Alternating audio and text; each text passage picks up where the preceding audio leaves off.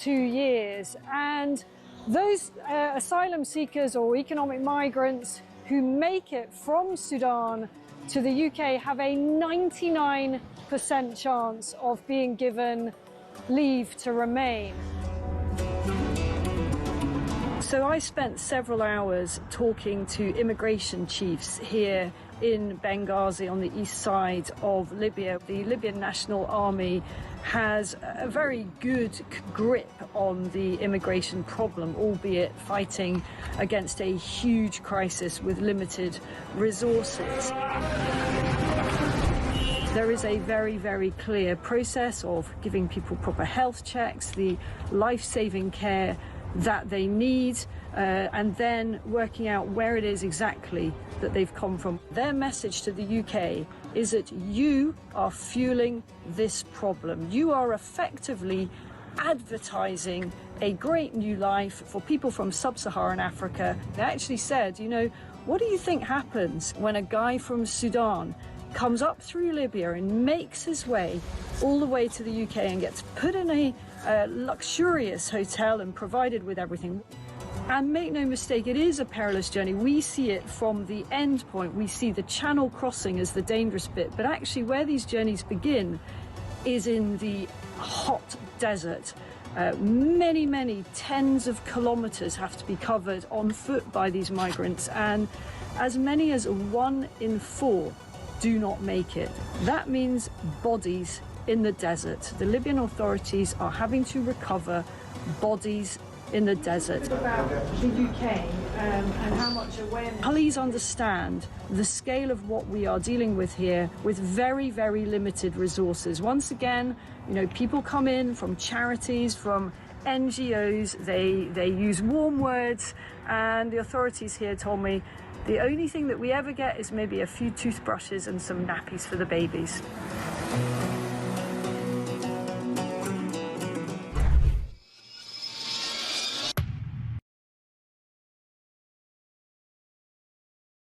Across the UK, on DAB+,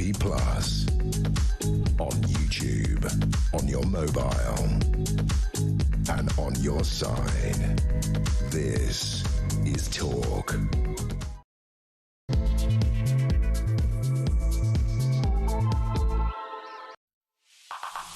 Well, a very good morning. This is Talk. I'm Peter Cardwell. Thank you so much for your company. There's loads to discuss. Nigel Farage has just dropped his New Year's Day message. We'll have a look at that in a second.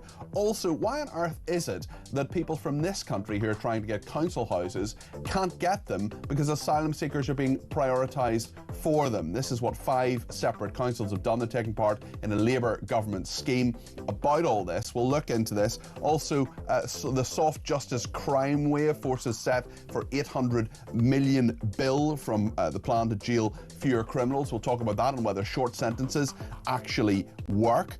We'll talk about a pro-migrant activist being appointed to human rights watchdog, the Eurostar chaos, the pubs that are having serious trouble with their rates bills, and actually the campaign group set up by the King, Pub as the Hub, warning of eye-watering increases in taxes that is going to have a serious and derogatory effect on the hospitality industry. We'll talk as well about Iran. A number of you have been contacting me this week to say, look, we've got to talk about Iran, and we do. Of course, it is the 3rd day of protests, anti-regime protests. We'll talk about that a little bit later on. And millions swamping A&E in England for coughs and headaches. Also, the ISIS bride, Shamima Begum, could return to the UK with the help of, guess what, her knights in shining armour, European human rights judges. What about the human rights of people who've been murdered by ISIS? What about the human rights of people whose lives have been destroyed by ISIS? We have this over and over and over again. Where is the justice? Where are people standing up for people who do the right thing? There's lots to talk about this morning between now and 1 o'clock.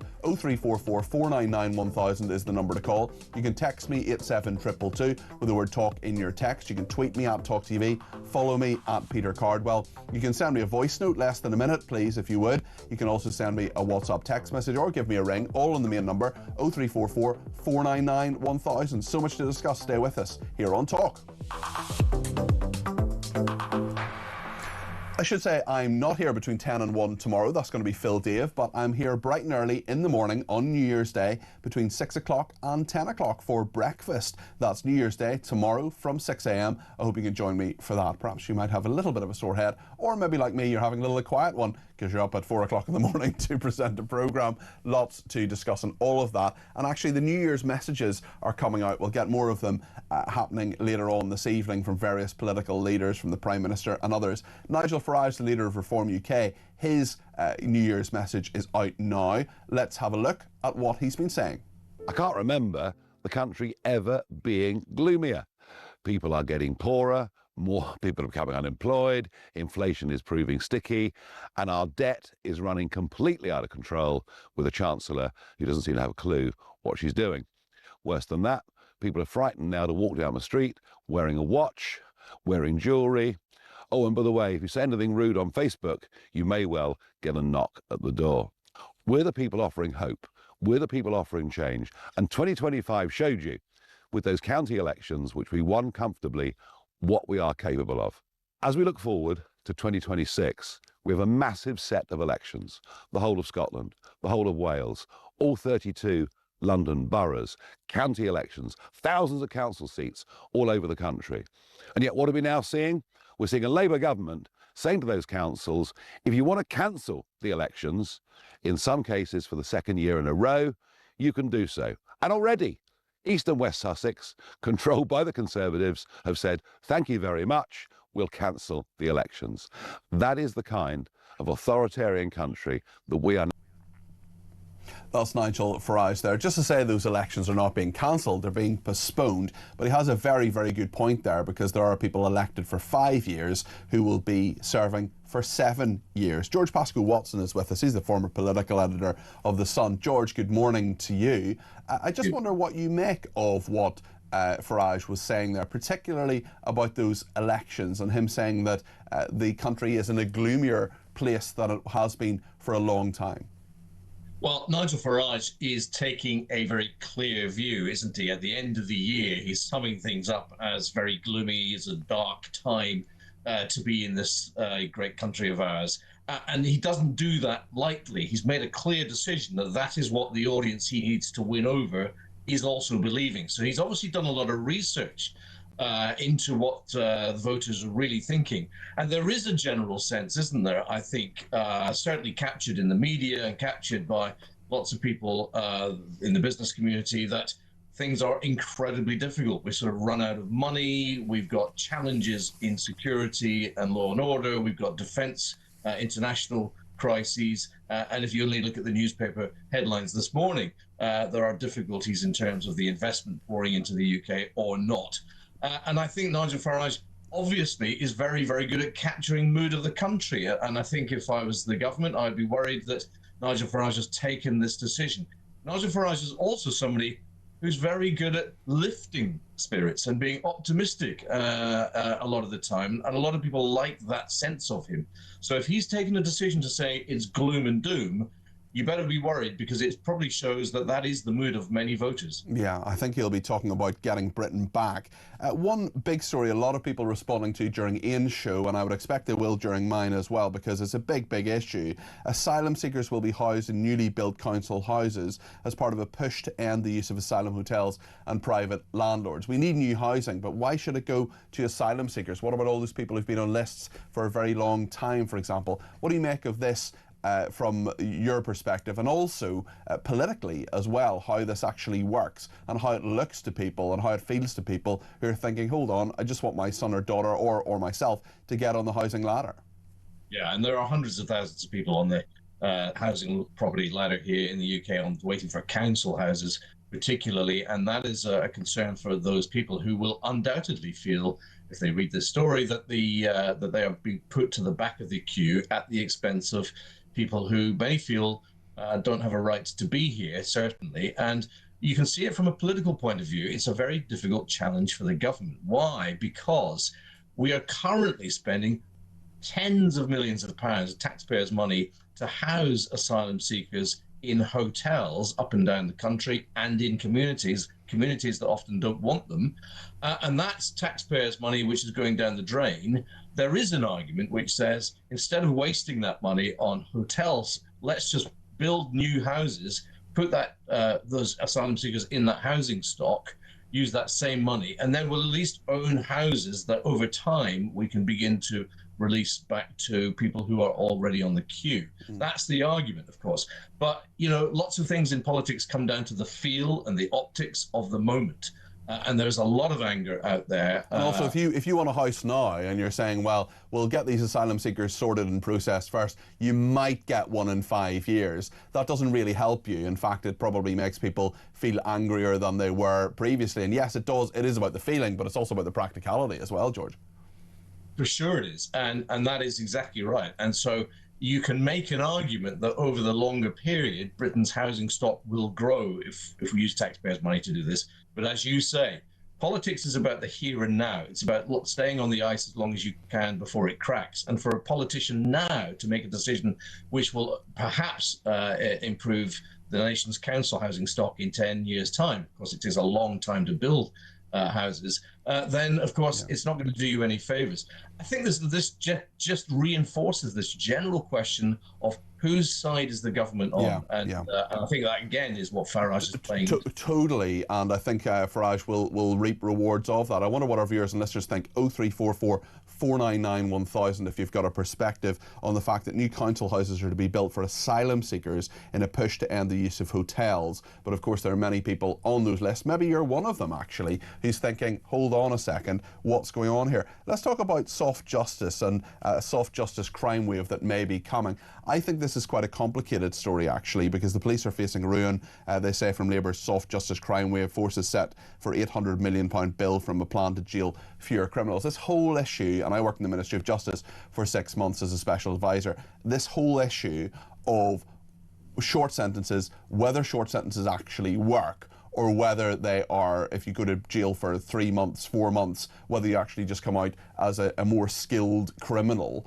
is a big issue. But similarly, if you're a shopkeeper who has been has had stuff shoplifted from you 150 times by the same person, you want them to go to jail. The police, of course, attempting to deal with this, and the burden will presumably fall on them if people are kept out of prison longer, and the probation service as well, if instead of short sentences they're given things like electronic tagging. And this is the exact problem. The police have made an estimation that crime will rise by 6%. And as a consequence, police officers who are already pretty demoralised are going to see criminals that they know being given softer sentences, not even jailed, and others will be let out. And that's pretty demoralising for a police service, which is already struggling with a huge hemorrhage in the number of officers who are staying in the service. And that's costing real problems to society. Here we have a situation where we can barely afford to pay police officers the salaries they really command. There's 10 years of police salaries frozen, and they're already leaving in their droves. So what we don't want is to demoralize the police even further as they try to fight crime. And here we have the senior police officers saying this is going to increase crime by 6%. I have to say, the problem was also being brewing under previous governments as well. So this is not a new thing, but the decision to make a policy in this way is going to have an impact. And of course, Peter, it goes back to this confidence that we're talking about, that Nigel Farage has just been talking about. All these signals and indicators and changes begin to erode people's confidence about being in this country. And, you know, we talk about it, there's an investment story in the papers today. Britain's the lowest in the investment of all the G7 countries. Well, the investment we're talking about is businesses, companies, investors who want to come to this country or don't want to this country. And that's a very, very good point, especially as we have a Chancellor who says that national insurance rises for small businesses. We're going to talk about pubs a bit later on in the programme. Well, they're saying that actually they're not employing people, or they're making people redundant or sacking them because they simply don't have have the money to pay them, and the Chancellor says that that's not leading to unemployment. I mean, I just don't think that's credible, and I do worry that the lack of investment, the growth we talked about and heard about so many times in Labour's manifesto 18 months ago, we hear so little about it now because it's not happening. The strategy isn't working, George. Well, before the election, the Labour Party made it very, very clear to business leaders up and down the country and internationally that growth was their #1 priority, which was the right message and the right intention. We can't afford, Peter, in this country to have the public services, the great hospitals, schools, policing, all the things that we need unless we have more money generated. So we should praise and support people who are wealth creators, because that money is where the jobs come from. But in a world where this is happening, we don't have the growth and we haven't got the policies to create the growth. And if you were an investor looking after either your money or other people's money, where would you put your money? You wouldn't necessarily put it in the UK right now, because there are so many policies and so lacking in confidence in terms of this place being a good return for your money. So you take it elsewhere. This is the other point that people forget, is that money always has to be invested. It doesn't sit around waiting for a day when Britain's more attractive. It goes to other countries, then we lose it. And once we've lost it, it's gone.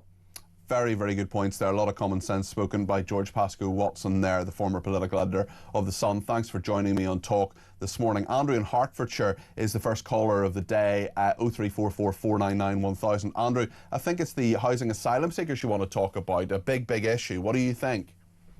Yeah, it's a clever policy by Labour. What you do then is you channel all the money that you were going to build houses with into refurbishing these properties. So you hide it. I mean, you worked in government. You hide where the spending is. So you say, look, we're not spending on hotels, we're not spending on immigrants, and look, we've upped the local budget in relation to housing. Yes, we're housing people. Yeah, no, I see exactly what you're saying there, Andrew, and you're in very solid foundations.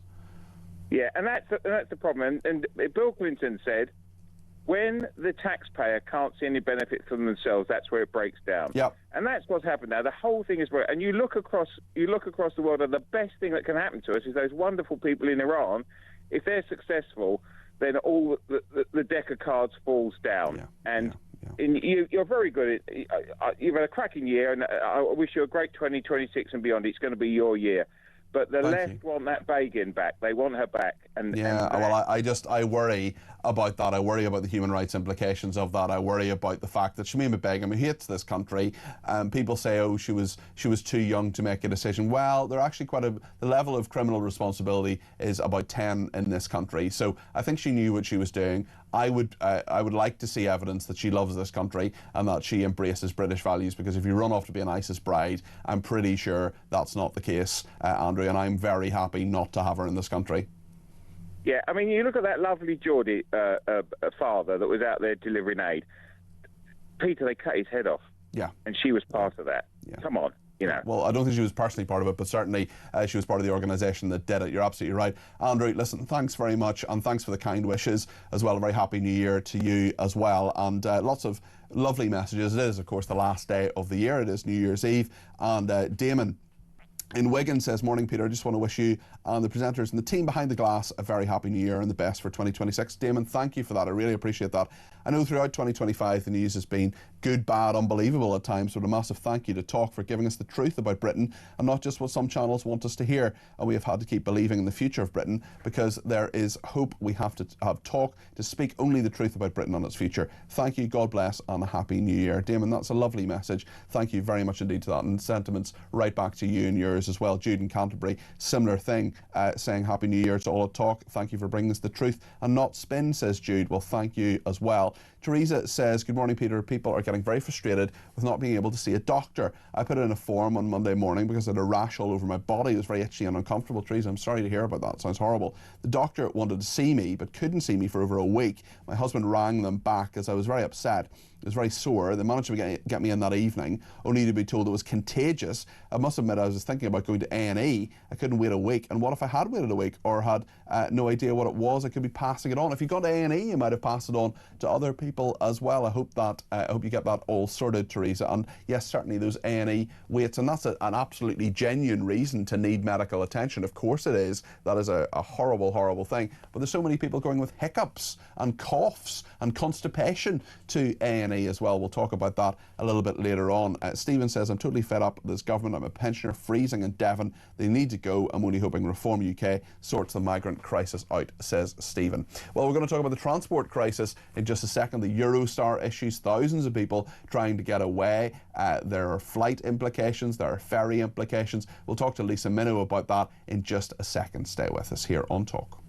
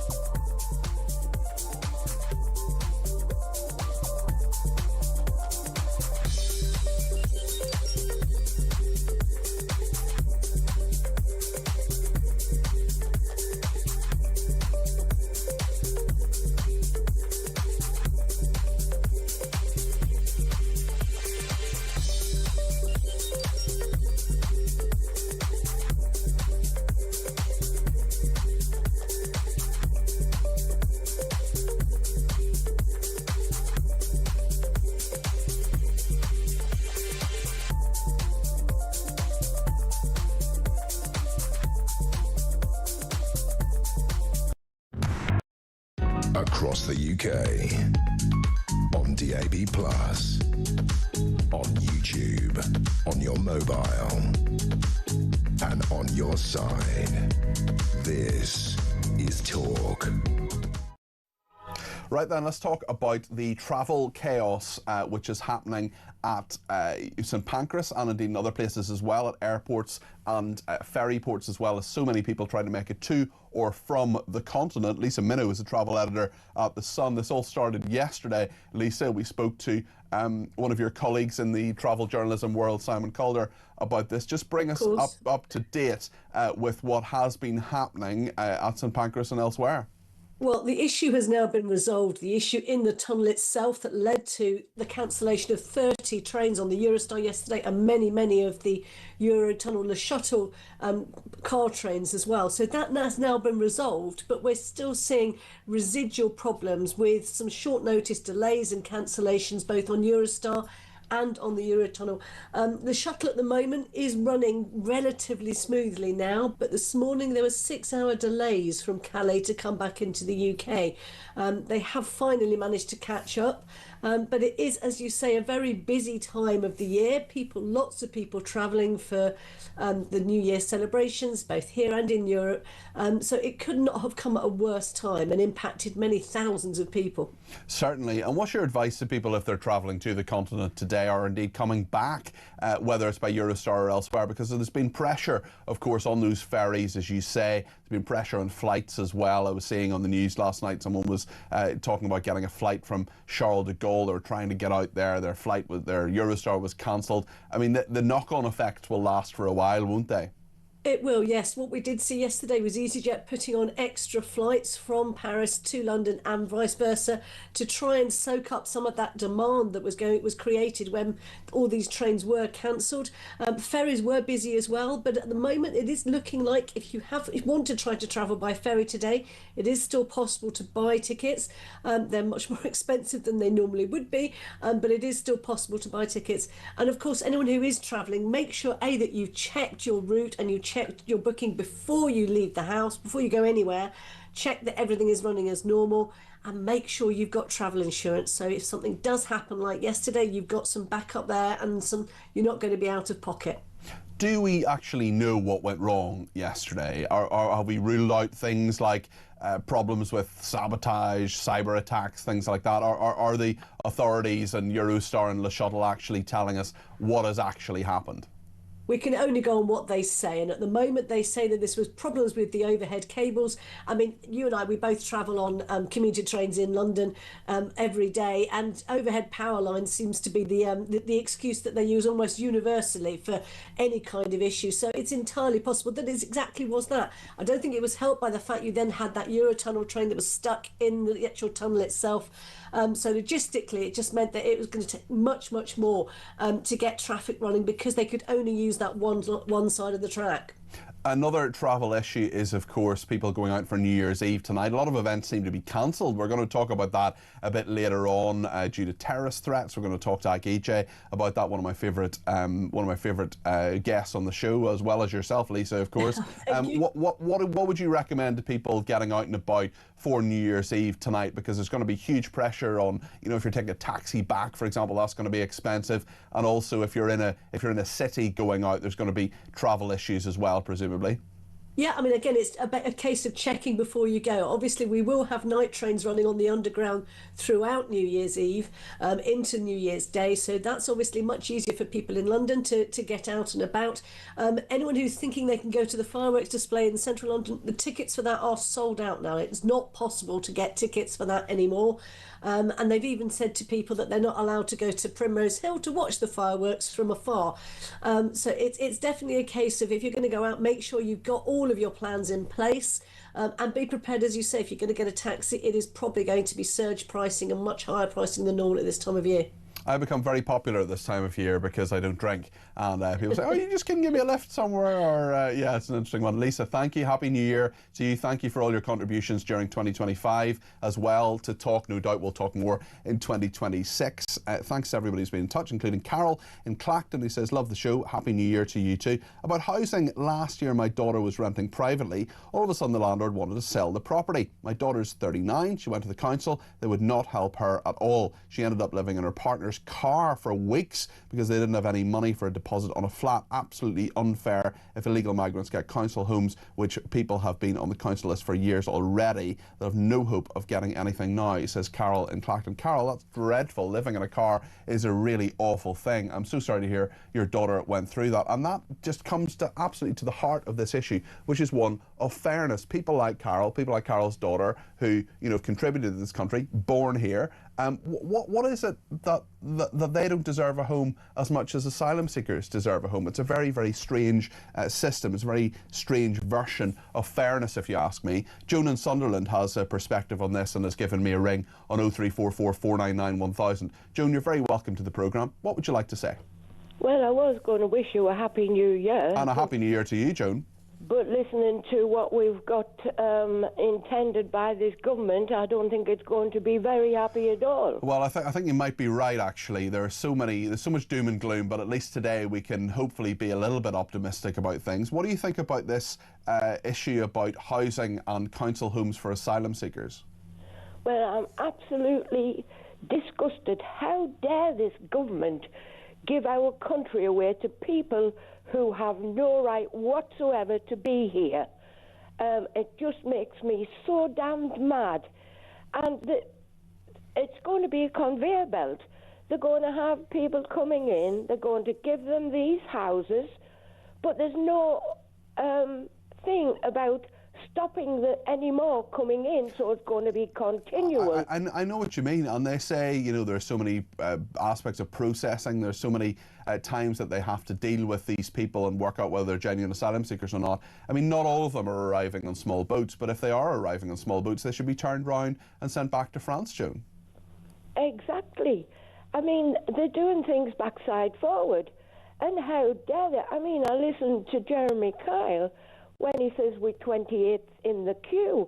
He's wrong in one way. We're not last in the queue when it comes to paying for it. We're first. Very, very good point, Joan. Very good point. Thank you for your points, Joan. I appreciate that, and I wish you a happy new year. David in the Cotswolds says, morning Peter, happy new year. I thought I misheard you. Building council houses to end the use of illegal immigrant hotels. Has this government finally completely lost the plot? How about building some ships instead and ship them en masse back to whence they came? Anything less in this country will literally be revolting in 2026. Well, David, I'm going to give you some more detail on this, actually. Then I'm going to take a call from Mary in Hemel Hempstead, who has thought on this. This is asylum seekers to be housed in newly built council houses as part of a push to end the use of asylum hotels and private landlords. Around 200 local authorities have indicated interest in the government pilot scheme that would fund the building of new properties or the refurbishment of derelict housing to make way for asylum seekers. Now, what these local authorities are thinking are, we've got all this housing stock that isn't fit for purpose, or alternatively, we want more.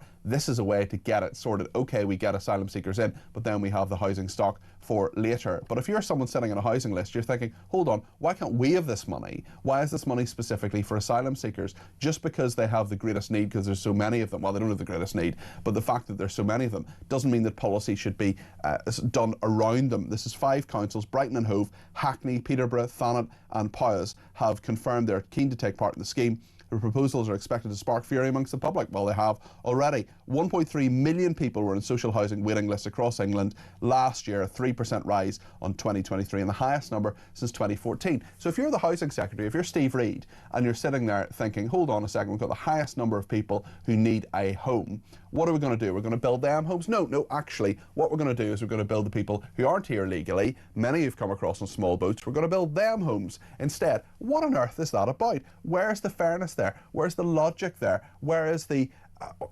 fair play? Where's the Britishness in that? That's my question. Mary in Hemel Hempstead has a perspective on some of this, and also the fact that this Egyptian is here as well, Al Fatah. And now Shamima Begum could come as well, thanks to, guess who? Human rights judges. Mary, good to talk to you this morning. What do you think? Well, it just seems to me more than a coincidence that this is happening at the same time as this Egyptian's been allowed to come in. You know, Peter, I can't understand the logic of this government.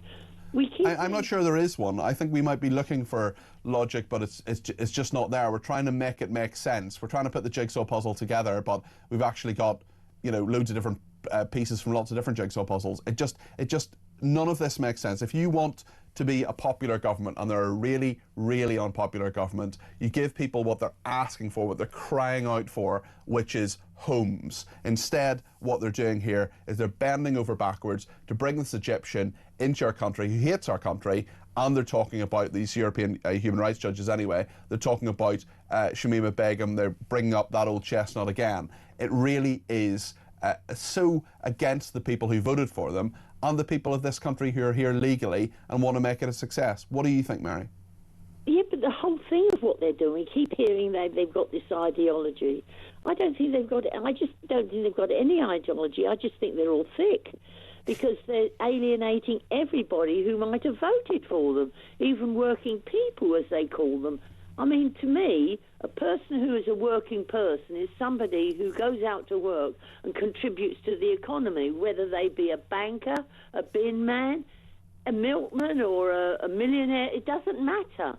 As long as they're contributing to the system, that's all that they're a working person. And there's so many people who aren't. And Ala Abdul Al Fatah, I don't know if you've seen, Mary, some of the tweets of his sister, some of the things that she's put into the public domain around the 7th of October, in the morning of the attacks against Israel. I guess it takes a special kind of imagination to find new ways of resisting an extremely advanced occupation army whose war crimes are constantly justified and endorsed by some of the most powerful governments. She's then put pictures of these people on hang gliders who came in, who raped, burned and murdered Israelis. She hates the Western way of life. She hates Jews because that's what she's put on her Twitter, and now she's delighted that her brother has come to this country, Mary, and will get the full. It's got the full backing of the state. The Prime Minister says he's delighted. A top priority, I believe. Top priority. That's right. Top priority. It beggars belief. I know, but the point is, why do they keep on repeating the same? Well, I don't know, blunders. Why? Yeah. Who's advising them? What are the advisors like? I mean, is it a deliberate ploy to destroy Britain? I hope not. I mean, when I was in government, it was mostly cock-up rather than conspiracy, but there do seem to be a huge number of cock-ups, Mary. There seem to be cock-up after cock-up. Yeah, I know, and they're piling one after... do you know, Peter, every morning I wake up and I think to myself, what will they have done now? Yeah. I mean, where did this Chagos deal come from? Well, exactly. It came out of the blue. Well, absolutely. And I mean, you make some really good points there, Mary, and thank you for them. As Mary and Hemel Hempstead there. If you have some thoughts on any of this, and any of the stories we're talking about today, or anything you think we should be talking about today, Iran, for example, is something we're going to be talking about in a few minutes' time, just a little bit later on in the programme. We should have talked about it yesterday. We didn't. I apologise for that. We'll talk about it today with an expert. And certainly, there have been a number of people saying, hold on a second, Peter, why aren't you talking about Iran? I respond to that. There are people, Diana got in touch yesterday, Diana Harding, long-time viewer and listener, saying, why aren't you talking about Iran? Well, take that on board, and we're doing that today because this is my show, but it's your show too. And when someone like Diana messages me and says, you should be covering something, well, that's what we do. We're going to talk about that a little bit later on in the programme. We're also going to talk in just a second about these problems with policing. Police facing ruin from Labour's soft justice crime wave, and more bobbies in the beat apparently won't solve petty crime, according to the chairman of the National Police Chiefs Council. We've scrambled Blexley. We're going to ask him what he thinks in just a second. Stay with us here on Talk.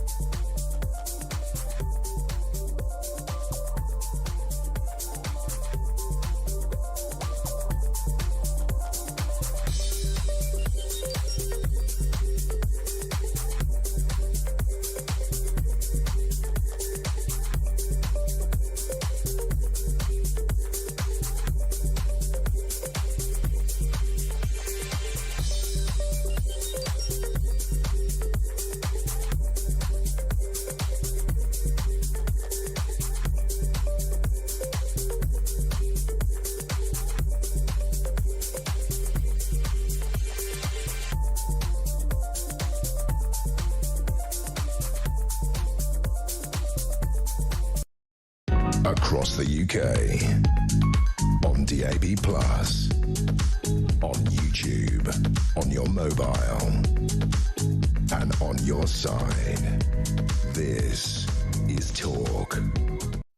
Well, thank you so much to everybody who's been in touch, including David in the Cotswolds, who was talking about a little bit earlier, saying, has the government lost the plot? I mean, I wonder, did they have the plot in the first place? You look at some of the numbers, you look at some of the approval ratings and disapproval ratings. This government is incredibly unpopular, and here they are today talking about, they've appointed a pro-migrant activist to a senior position in the board of a human rights watchdog, and they're specifically saying that council homes and refurbishment of homes is going to be for asylum seekers. It just doesn't make sense. Another issue, this is a deeply unsexy issue, talking about this issue. The government doesn't want to talk about law and order, it doesn't want to deal with it, it doesn't want to change the justice system, it doesn't want to sort out the police because it costs a huge amount of money sometimes, a lot of the time. The courts we talk about all the time, the prisons, it's seriously problematic. One person who knows the justice system backwards is Peter Blexley, the former Metropolitan Police detective, who's our crime commentator here on Talk. And Peter, it's interesting because there are a couple of stories. One is quite a small story actually in the Telegraph today about more bobbies on the beat apparently won't solve petty crime, according to the chairman of the National Police Chiefs Council. He's talking about facial recognition. He says the way to reduce offences. I mean, more bobbies on the beat will reduce crime to some degree. Has he got a point here, or am I missing something? The problem is that Mr. Stevens, chair of the National Police Chiefs Council, and all his cohort of fellow senior police officers for a generation or more now have been enslaved by their academic chums. And some years ago, all those academics from university said beat patrol is not effective. Well, that's because they don't understand it. They don't understand the concept of it. They don't understand the importance of it. And these senior officers now are still beating that same drum. Mr. Stevens, for example, came into policing in the 1990s. So he has no understanding or experience of what policing was like in the 70s and 80s, when I did a large chunk of my policing. And what they've done, these senior cops, enslaved by academics, is they've listened to them and they've thrown out everything of the past because they thought it was all bad when policing was elitist and misogynistic and racist and so on and so on. Many of the problems which still pervade today, and consequently, they do not have a grip on the importance and the effectiveness of beat patrol, because you can't measure it in a spreadsheet, so they're not fans of it. Yeah, it's a very interesting point, actually. I mean, if you are a bobby on the beat and someone is, you can't really measure if someone has put off a crime. You can say there are fewer crimes in the area necessarily, but I mean, my instant reaction when I see a police car or a police officer on the beat, not that I see that very often, is to say, oh, am I doing the right thing? Am I obeying the laws, or anything I'm doing I should be doing differently? Certainly if I'm in a car, I'll generally slow down. I mean, it is something that isn't that tangible, Peter, but of course it can have a huge and dramatic effect, and it brings reassurance as well for people. And there's so many people, a lot of our viewers and listeners, who don't ask for much, but they want a bit of reassurance. Seeing a bobby on the beat every now and again, there may not be, as you say, a statistic in a spreadsheet, but it makes people feel a bit happier and prouder of where they are. It does, and you cannot determine how much crime they may have deterred just by having a physical presence there. And the best beat bobbies that I've ever known are the ones that leave the station and then come back possibly 8 or 10 hours later. They may not have arrested anybody, and they might be awash with tea, but they also awash with information, yes. which then gets sent and passed on to the relevant teams, squads, departments, and the such like, and can be absolutely crucial in reducing crime and arresting offenders. But modern police chiefs aren't fans of it. Now, of course, there is a place for technology, and the advances in facial recognition, AI, for example, and all those kind of things do very much have a place in policing, but police have got to get the right tech on board. They have a history of buying very bad and ineffective tech. Any frontline cop will tell you that. So yes, there's a place for both, but these cops are very much blindsided to the real importance of the beat bobby. You're absolutely right, and there's so many times when we've seen different bits of the state, of various arms of the state, spending huge amounts of money on technological advances that don't work or that are problematic, or people are not trained properly to use as well. So they've got to get it right. Peter, we have talked before about short sentences, and this is at the heart of what's on the front of the Daily Mail today, because it says police are facing ruin from Labour's soft justice crime wave, forces set for £800 million bill from a plan to jail fewer criminals. Now, their point is, the Mail's point, and to some other papers as well, talking about the fact that if people aren't sent to prison for short sentences, they're likely to commit more crime. Now, I'm probably halfway between the Mail and you on this from the conversations that I remember us having previously about short sentences, because if you're in prison for a short sentence, you generally just emerge as a better criminal. You're not going to be rehabilitated, you're probably not going to be deterred necessarily. But similarly, if you're a shopkeeper who's had someone coming in and stealing 150 times, and the police have caught them 150 times and they only go to prison after that, well, you want them to go to prison because they can't commit crime when they're in prison. I just wonder, with the pressure that is apparently going to be in police forces, what your perspective is on this. Yeah, and when it comes to that prisoner who served a short sentence, not only will they come out as a more accomplished criminal, they'll come out as a better connected criminal, because they will have exchanged contact details with so many crooks that they've served alongside. And then when they come out, they'll join bigger and more effective criminal networks, and so it goes. We need more prison capacity, that is blatantly obvious. We need longer jail terms for the most serious of offenders, but we also need an effective probation service that can monitor properly community sentences. But unfortunately, again, it's in the papers today about how appallingly bad the probation service is performing. Understaffed, underfunded, not able to prevent, tragically, murders, rapes, and other serious crimes. The entire criminal justice system of this country is a mess. It's a crisis, and it's affecting people on a daily basis. It's affecting all of us because we're all paying higher prices in the shops because of the shoplifting epidemic. It's affecting many people because of the knife crime epidemic. Too much blood is being spilt, and people just feel generally unsafe. And that's a dreadful indictment upon the state of this country. I wonder whether you see this as a soft justice crime wave, whether these forces will be under more pressure because of more criminals on the streets or more people with community sentences. As you say, probation is having a really rough time, and how you monitor all these people, especially their calls today, for example, for asylum seekers to have tags on them, and how you monitor those people and make sure they're not up to no good as well, is a big issue too. I just wonder, when you look into 2026, Peter, what your thoughts are about the future of policing, particularly when it comes to if the government decides to abolish short sentences.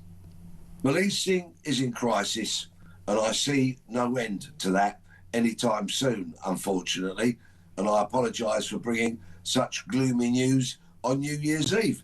Police chiefs have said this soft justice approach, this early release of prisoners, is going to cost policing at least £400 million, and the Home Office then chipped in and said, no, actually, we've crunched the numbers and we think it's going to cost £800 million. Somebody's got to get a grip. The Tories can no longer call themselves the party of law and order, because look at the state they got this country into when they were in power. And Labour most definitely are not the party of law and order. We need some firm, courageous, brave politicians that are going to say enough is enough. Our country is going down the pan. We have to stop this, we have to reverse it, and we have to do everything we can to make Britain safe again. Peter, great common sense from you as usual. I wonder, imagine someone wanted to hear more common sense, perhaps a few tales from your past. What would you recommend they do?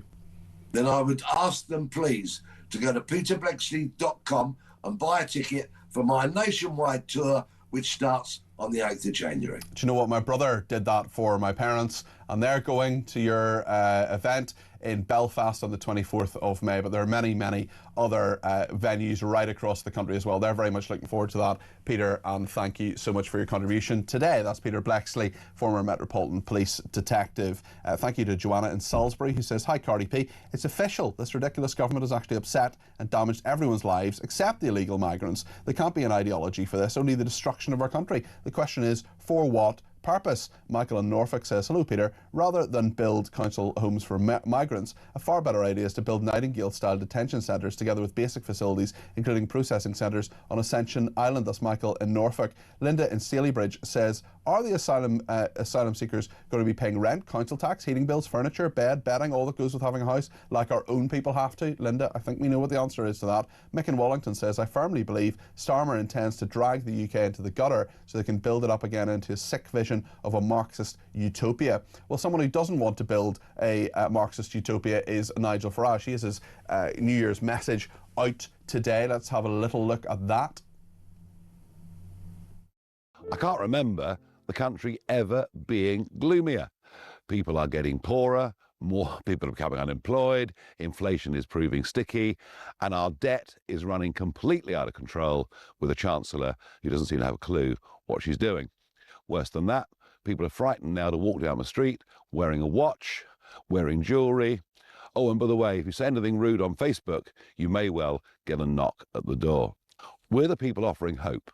We're the people offering change. And 2025 showed you, with those county elections, which we won comfortably, what we are capable of. As we look forward to 2026, we have a massive set of elections. The whole of Scotland, the whole of Wales, all 32 London boroughs, county elections, thousands of council seats all over the country. And yet what are we now seeing? We're seeing a Labour government saying to those councils, if you want to cancel the elections, in some cases for the second year in a row, you can do so. And already, East and West Sussex, controlled by the Conservatives, have said, thank you very much, we'll cancel the elections. That is the kind of authoritarian country that we are now living in. Nigel Farage there in his New Year's message. Let's hear a voice note from Ray on that speech. The country will be on its knees soon, and when Farage gets in, if he gets in, we'll be way past the chance to get it all back together again. And I feel for our country, we're doomed. Well, what do you think? 0344 499 1000. Should we be optimistic going into 2026, or should we, like Ray says, think about the fact that we're doomed? Whatever you think, 0344 499 1000. Certainly the nighttime industries and many pubs are having trouble, and now the King's Campaign Group, the pub is the hub, warning eye-watering increases in taxes are going to have major problems for the hospitality industry. So much to talk about with Michael Kill, who's the Chief Executive of the Nighttime Industries Association. That's next here on Talk.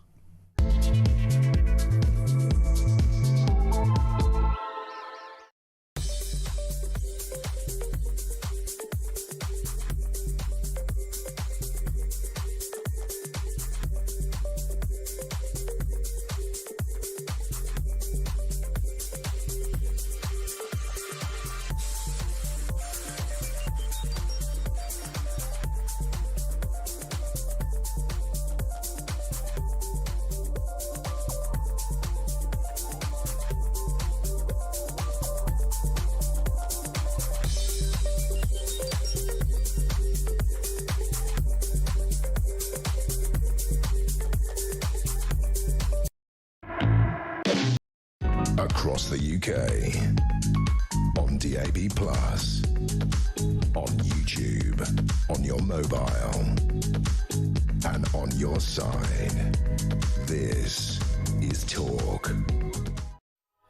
Well, interestingly, the King's Campaign Group, the pub is the hub, has warned about eye-watering increases in taxes and the problems for the hospitality industry. Michael Kill knows all about that. He's Chief Executive of the Nighttime Industries Association. It's really interesting, actually, Michael, that we've had so many people. I'm going to see, when you're talking, I'm going to see if I can actually find this message from a viewer and listener in Wales talking about his local and the business rates that are going up. So you've got, I mean, if you just think about it, you can go through it. You know it far better than I do, Michael, but off the top of my head, minimum wage rises, COVID lockdowns,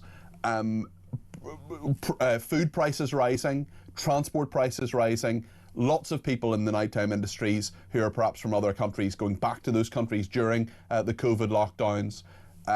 National insurance rises, business rates rises. Those are 7 things I can think of as a layman off the top of my head that the nighttime industries have been through, to say nothing of the fact that a lot of the effect of the lockdowns was that people stayed at home a lot more. Cost of living crisis affecting them, saying they're perhaps not going out to restaurants, pubs and bars and clubs. What am I missing here? Because there's so much that your industry has been through. Well, I mean, you've really summed it up very well, but there is so much more. You know, the fact that we've got things like the lack of transport after midnight, people feeling unsafe because of the lack of police on the street. You know, we've got so much as a challenge. I mean, you know, when we talk about the economics, we're 30 to 40% more expensive to operate since 2020. We've had 2 minimum wage increases. We know the NIC threshold has been lowered, which has increased the employer contribution. Business rates was labelled as reform, but that multiplier coupled with the revaluation is going to impact to the tune of about a 76% on average increase across the board. 50% of nightclubs are going to see a 50% rise, and as you can appreciate, nightclubs, we've lost about a third of them in total, and the challenges that we have out there are, you know, very real. And when we talk in a negative context about hospitality or nighttime economy, we have come to a pivotal point where the industry itself cannot take any more tax. It just seems like we're propping up a huge amount of other industries that are not under the same amount of pressure. And they're not contributing in the same way. I found it here. Apologies for looking at my phone while you were talking there. No, but this is a pub in Wales. This is a trusted contact who's contributed to this programme, a guy called Spike. He's a great fella, and he has talked about his local, put this on Facebook, valuation for the property. This is his local pub that he goes to. The rateable value, 2023 to present, £13,500. Would that be fairly standard for a reasonable sized pub? Yeah. I mean, it depends on where you are, city centre. Sure, and then it's going to go up on the 1st of April to £33,750. I mean, how is that sustainable, especially with everything else that all the nighttime industries have been through? It's ludicrous. Surely a chancellor should look at an example like that and just say, this industry cannot take any more. Listen, we have fed so many case studies, business models through every case study we get from our industry across all the trade associations, whether we talk about NCAS or BII, have all been pushing the same message. Our clear position is someone has got the modelling wrong here. Let's be honest about it. I mean, when you look at the likes of Harrods saving £1.1 million on their business rates bill, Selfridges saving 662k on a business rates bill, and then across the country, hospitality and nighttime economy seeing an average increase of 76%, and we've seen up to a 300% change in increase in terms of business rates. That coupled with everything else is just huge. And we know that as we get into Q1 of next year, VAT bills are going to be due, landlords are going to be called in for their first quarter rent. And I'm telling you now, we're going to see a huge amount of businesses go to the wall because they're going to have to really understand what their financial model looks like post-April. And they're going to have those cash reserves. And the one thing they're going to try and do is look after their people, which is important. Get ourselves to a position and make a very, very difficult decision on whether they can continue. And at the moment, you know, the mental health pressure and strain, the people strain on people who are landlords, business owners, managers is huge. And I just don't think the Chancellor understands that. And it's supposed to be fun, isn't it? Everything they do, it's supposed to be fun. It's supposed to be a nice night out. Go to the pub with your mates, you know, have a nice chat. New Year's Eve tonight, big night for the nighttime industries. There shouldn't be all this stress. I'm not saying it should be the easiest thing in the world. You know, but there are people who are doing an honest day's or often an honest night's work, and they just want an honest night's pay for that, and they want to be able to make it work. I mean, pubs are closing, what is it, 3 a week in the UK? I just wonder what we can do, what people can do right around the country. Maybe you want to go out tonight and have a Terry's chocolate orange flavoured Baileys with your mates down the local pub. I mean, there are so many people who say, well, that's getting more and more expensive now, and if you want to have a bit of food as well, that's pricey too. But of course, if you don't use these pubs and bars and restaurants, you're going to lose them. Well, it's exactly the point. I mean, the only thing that we can ask the public to do is go out and support and, you know, take an active part in the social and cultural economy. I think that the big challenge that we have in ours is there seems to be this massive disconnect between government and, you know, we talk about, I mean, there is a recent banning of MPs, Labour MPs going into pubs. But the reality is you know, they need to understand how important these businesses are. And we're trying every means possible. And we're getting to a point where direct action is going to be the only way forward, the same way that the farmers stood up and they said enough is enough. Obviously, just to clarify there, with direct action, you mean peaceful protest entirely there, I'm sure, Michael. But, I mean, banning people from pubs, is that just a stunt, or is that a reasonable thing to do you think, Michael? I think the key thing is just grabbing the attention of the MPs and ministers that are engaged in policy decisions. I mean, everyone talks in the context of doing positive things for the sector.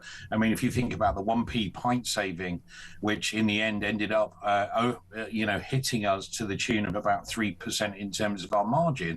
You know, all of this is very much smoke and mirrors. We talk about putting more money in people's pockets, but the reality is we don't talk about what we're taking out of those pockets. So, you know, we talk about a £20 billion black hole every time we have a budget. At some point, someone's got to bring someone to account for these continuous sort of smoke and mirror positions that are undertaken by the government. And for us, you know, I can't understand why someone's not going, right, hold on a minute. We had a £20 billion hole. We've now got another one for the budget that's just gone by. What happened to the previous one? Well, exactly. Michael, you speak an awful lot of common sense. I wish you a very happy new year. Let's hope it is a happy new year for the nighttime industries. And please, if you can, even if it's just for 1 pint or 2 pints, alcoholic or non-alcoholic, you know I'm not a drinker, go out to your local pub, support them tonight, because this is a big night for them and they can certainly plan for what can be quite a dry January in terms of money as well. There's lots more we're going to talk about, including Iran due to popular demand. Lots to discuss. Stay with us.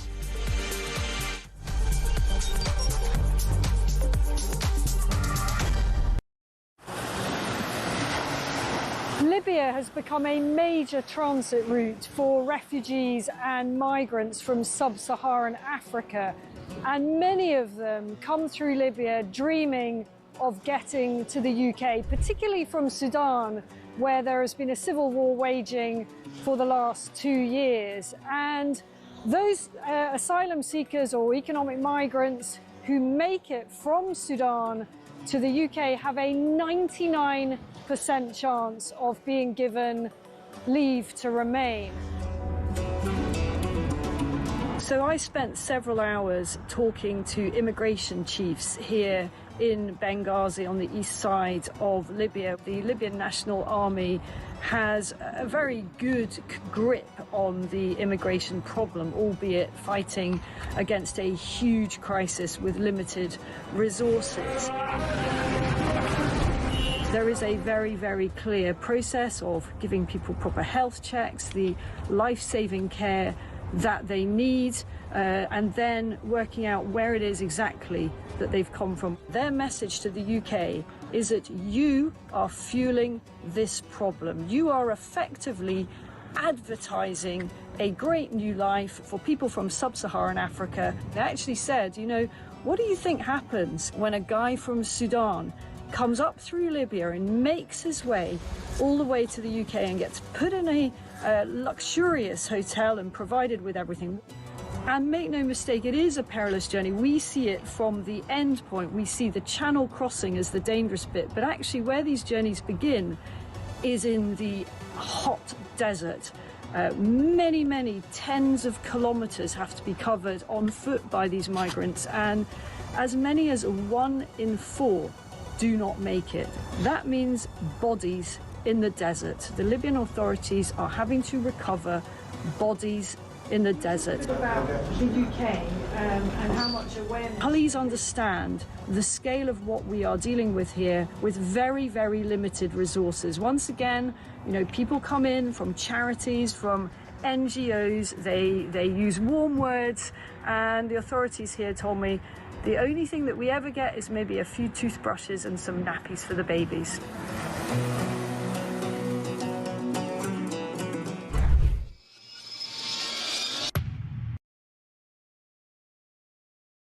Across the UK, on DAB+, on YouTube, on your mobile, and on your side.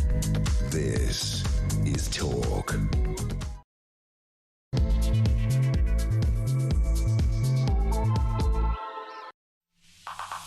Good morning, this is Talk. I'm Peter Cardwell. The government's plan to house asylum seekers. They're going to build homes, they're going to refurbish homes in many areas. 200 different councils saying they want them in their areas. This is to get them get the asylum seekers out of hotels. But what about people, thousands of people, hundreds of thousands of people who've been on waiting lists for council houses? Maybe you're one of them. Let me know your thoughts on this. 0344 499 1000. We'll talk about Iran as well in a second, and the university students joining the protest over the soaring cost of living and the brutal regime there. Lots of people have been saying, including one of our viewers and listeners, Diana, who wants me to talk about that. And this is my show, but it's your show too, and we're going to talk about that in just a second. Absolutely going to do that. We're also talking about millions of people swamping A&E in England through coughs and headaches. Seriously, what on earth is going on here? And the ISIS bride Shamina Begum could return to the UK with the help of European human rights judges. Lots to discuss between now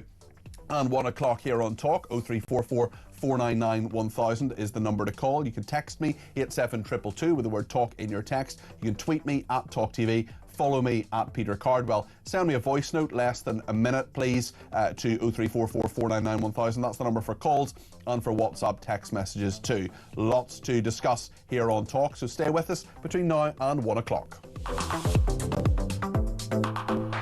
Thanks to Dawn in Chelmsford, who says, "Morning, Peter. It's obvious the UK is in trouble. Meanwhile, Starmer and his acolytes are living in a parallel world where they insist their policies are working." Penny in Essex says, "Morning, Peter. What is this moronic excuse of a Prime Minister going to do next? Building council houses for migrants beggars belief. The British people who have fought for this country, paid their dues, are just totally unimportant. None of us matters. Rage is simmering under the surface, and in 2026 it will erupt." Well, let's hope it doesn't. That's Penny in Essex there. Thank you for those messages. Keep them coming in. I want to talk about a place where certainly worries and problems and the sickening spectre of the government has meant that it has things have erupted into action. This is in Iran, where university students have joined shopkeepers and bazaar merchants in a protest over the country's soaring cost of living. There are protests on the streets in Tehran, and there's a reference as well. They're chanting "Rest in peace, Reza Shah," a reference to the founder of the royal dynasty ousted in the 1979 Islamic Revolution. We'll talk about a number of stories, including the police claiming for a second time the Jewish people backed Maccabi Tel Aviv and the ban there. That is incorrect. We'll talk about Putin as well, but I want to talk about Iran first, because a number of our viewers and listeners have been in touch asking us to do so. We're going to do that with an expert, Dr. Alan Mendoza. He's Executive Director of the Henry Jackson Society. He's also Reform UK's Chief Advisor on Global Affairs. Alan, thanks for joining me. What's going on here, and what are the implications for us? Well, it's the latest in a long-running series of protests in Iran, where ordinary people are fed up with what the economic situation of their country is like, driven by mullahs who want to fund attacks on, the mullah's external enemies rather than helping the Iranian people. So this is, just the latest installment of this. There have been numerous ones over the last decade. This one looks particularly, interesting, shall we say, because it does look like a mixture of the bazaris, that sort of middle class of shopkeepers who are quite important to economic stability in Iran, as well as the students who've been fractious for some time. So it's too early to say how this develops, but it is clearly a sign of the internal dissatisfaction with that terrible regime. We're on day 3 or day 4. How much of this is just about the cost of living, do you think? How much of it is about the regime itself? And although, as you say, it's too early to speculate about where it goes, we've seen these risings bubbling up previously in Iran on numerous occasions. I think as well about the unveiled book by Jonathan Harunoff that I have recently and interviewed him about. I just wonder, does this go anywhere, do you think, or is this just another bubbling up? Well, it's intertwined, you see. So, of course, it's about the regime, because it's the regime's failed policies that have led to the economic chaos. Peter, had the mullahs spent a fraction even of the billions they've wasted on pursuing nuclear weapons dreams, nightmares for all of us, had they spent it on their own people, you wouldn't have had this problem. You'd have had a country that'd be prosperous, a country which would be, looking in a very different place to where it is today economically. But of course, the mullahs can't do that, because their whole regime is predicated on continuing the revolution, and that means abroad as well as at home. So yes, people are protesting the regime essentially because it's the regime that has led to this economic crisis. Yes. It's interesting as well within all that, because Trump, of course, has said that after the 12 days where Iran's nuclear capacity to some degree was taken out, if they try to build that again, he will destroy it again, or working with Israel, he may destroy it again. I wonder what the priority for the Iranian regime will be. Will it be to build up that nuclear arsenal again and nuclear capability, or will it be to look at these protests and say, actually, maybe we should refocus our priorities, which, of course, they haven't done for so many years? Are they going to listen, I suppose, is my question. Well, they've always shown that ultimately, when it comes down to, the moment before disaster, they pull back, as in, they will try and preserve their own regime. They've done it numerous times. The question, of course, is they've got a lot of face to save, given the dismal status of what happened earlier this year and how Iran was comprehensively defanged by Israel and the USA. So, how much, sort of embarrassment can the regime take, I suppose, is going to be foremost in the minds of its leadership, wondering whether if it backs down again and stops its nuclear ambitions, and even if that leads to economic growth again, does that actually save the regime, given its imperative, as I said earlier, to continue the revolution? It looks like a pretty difficult conundrum. And the key thing for everyone else to do, of course, is to keep on applying pressure to Iran's government and keep the sanctions up and make sure that it remains isolated so that it has to choose the least bad option for it. I wonder as well if you could tell us about Putin. He's preparing hybrid attacks to undermine Europe. That's what Moldova says. There's been a lot of claim and counterclaim about attacks on Putin's home as well, on one of his residences. Apparently that didn't happen. That's something that the Russians say. We had our guest on yesterday claiming that that absolutely didn't happen. We've got what Moldova's saying. How much store do you set by these allegations? Well, you can't trust a word that Russia says. I mean, the idea that you're going to take anything that Putin and his people say seriously after all the lies we've heard for the last, not simply since the Ukraine war started, but for the entirety of his presidency, you'd have to be a fool to go, oh, yes, no, with no evidence shown that he's telling the truth on the subject of the attacks. But more generally, Moldova's right, of course. The Russians are looking to expand their repertoire of hostility to the West, attacks on the West. And yes, we probably can expect hybrid attacks. We've seen, strange drones appearing at various places. We've seen cyber armies, the bot armies, kind of engage in various actions. He will keep on trying his luck as long as he is enabled to continue his war in Ukraine. So we have to face a very difficult 2026 from what Russia is likely to throw at us. Mick has been in touch and says, Happy New Year. Peter Starmer should take note of what is happening in Iran, where the people have had enough. That's a very interesting point. I wonder if we could talk about this country, actually, and the Maccabi Tel Aviv ban, because almost unbelievably, West Midlands police appear to have claimed for a second time the Jewish people backed a controversial decision to ban Israeli fans from a football match at Aston Villa. I mean, they've been recalled to Parliament for not telling the truth about this, both the Assistant Chief Constable and the Chief Constable. Maccabi Tel Aviv fans, of course, banned from the Europa League match at Villa Park in November after West Midlands police raised concerns about violent behaviour by some of the club's supporters at a previous Europa League game in Amsterdam. We know a lot of the intelligence there was wrong.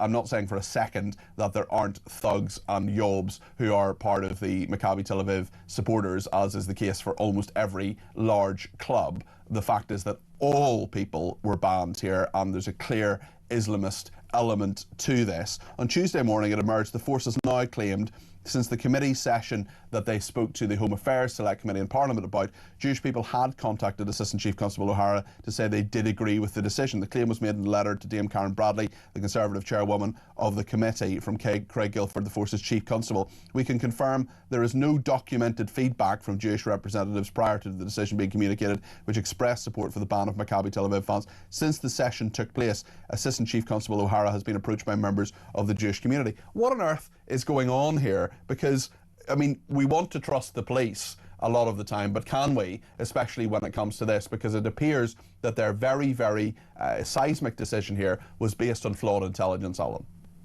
Peter, the cover-up is always greater than the crime. And Correct. Here we are seeing a mess of a cover-up of the First Order. The decision was flawed to start with. It was based on bad intelligence and the demands of local community mobs who wanted to make Birmingham Jew-free on that night. Okay, so that's where we start from. Since then, rather than admit their error and go, okay, we made a mistake, the police have doubled down and brought increasingly ludicrous, sort of evidence to light, which is then, of course, countermanded by everyone who they claim has done it. So they started off by saying, as we know, the Amsterdam police told them. The Amsterdam police said, we told you the opposite to what you claimed. Yeah. They claimed the Birmingham Jewish community had told them. The Birmingham Jewish community said, no, never asked. Now they're claiming some random renter Jew has told them something. It's quite possible that somebody off the street has said, oh, I didn't think it was a good idea. But I can tell you for nothing that nobody in any Jewish representative organisation, i.e. anyone with any authority in the Jewish community, anyone who's been elected by anyone to anything from any mainstream organisation has talked to the police and agreed with their position. They're backtracking here. They're trying to cover their tracks here. They know they've screwed up. I think it is untenable for the Chief Constable, and particularly the Assistant Chief Constable involved with this, to continue in his job. We will see what happens, and we'll see what Dame Karen Bradley, who I have to declare I worked very briefly for as a special advisor, does about this. Alan, thank you for your common sense this morning. I appreciate it. That's Dr. Alan Mendoza there, Executive Director of the Henry Jackson Society and Reform UK's Chief Advisor on Global Affairs. Penny's been in touch, says no word for migrants now as no hotels. The word for migrants now is no hotels anymore, but they're going to build you a house. Who will pay for the furniture, Peter, and everything else a house needs? Even more will be coming. We will pay for it. David's in Alva in Scotland and has some thoughts on this. 0344 499 1000 is the number he has called. David, you're very welcome to the programme. What would you like to say? Hiya, Peter. All the best when it comes, by the way. Thank you. You too. This proposal for building houses and I do, I'm an approved electrician. Now, my local council was to come say to me, listen, we're building 150 houses in the local community. We're offering you 10 of these houses to wire up for illegal immigrants. And they are illegal immigrants. I would point blank refuse to actually wire these houses. I would rather houses rent to British people that are on Well, I think a lot of people are going to feel the same way, David, but there are also a lot of plumbers, plasters, electricians who will think, hold on a second, work is work and, you know, got to live. I totally disagree with that, Peter, to be honest. I think we're now in the state of this country. I think that the government thinks that they've got 1,000 electricians, 1,000 plumbers on an Amazon wait list that they can just pluck out the air and do these jobs. Speaking to other trades round about my area here, I don't think that they would actually... that they would do it. Yeah. Well, that's a very interesting perspective, David, and I wonder if there are other tradies listening. I know there are a lot of people who have us on in the van, or maybe they're busy wiring something, or sorting out some pipes, or on your way to a job or something. What do you think about this? If the government were to say, right, we're going to build these homes, we're going to fit out these homes for asylum seekers, what would your reaction to that be? Would you be the same as David's? 0344 499 1000. Ashley's in London and has some points to make. Ashley, you're very welcome to the programme. What would you like to say? Morning, Peter. Morning. You just sit there sometimes and you can, you think about what's going on and you think, well, look, if we look about the migrant situation and we're going to give homes to these people where we can't give homes, say, for instance, to my kids who are in their 20s and will struggle to get somewhere. Does that go against the government's 1.5 million? I bet it will.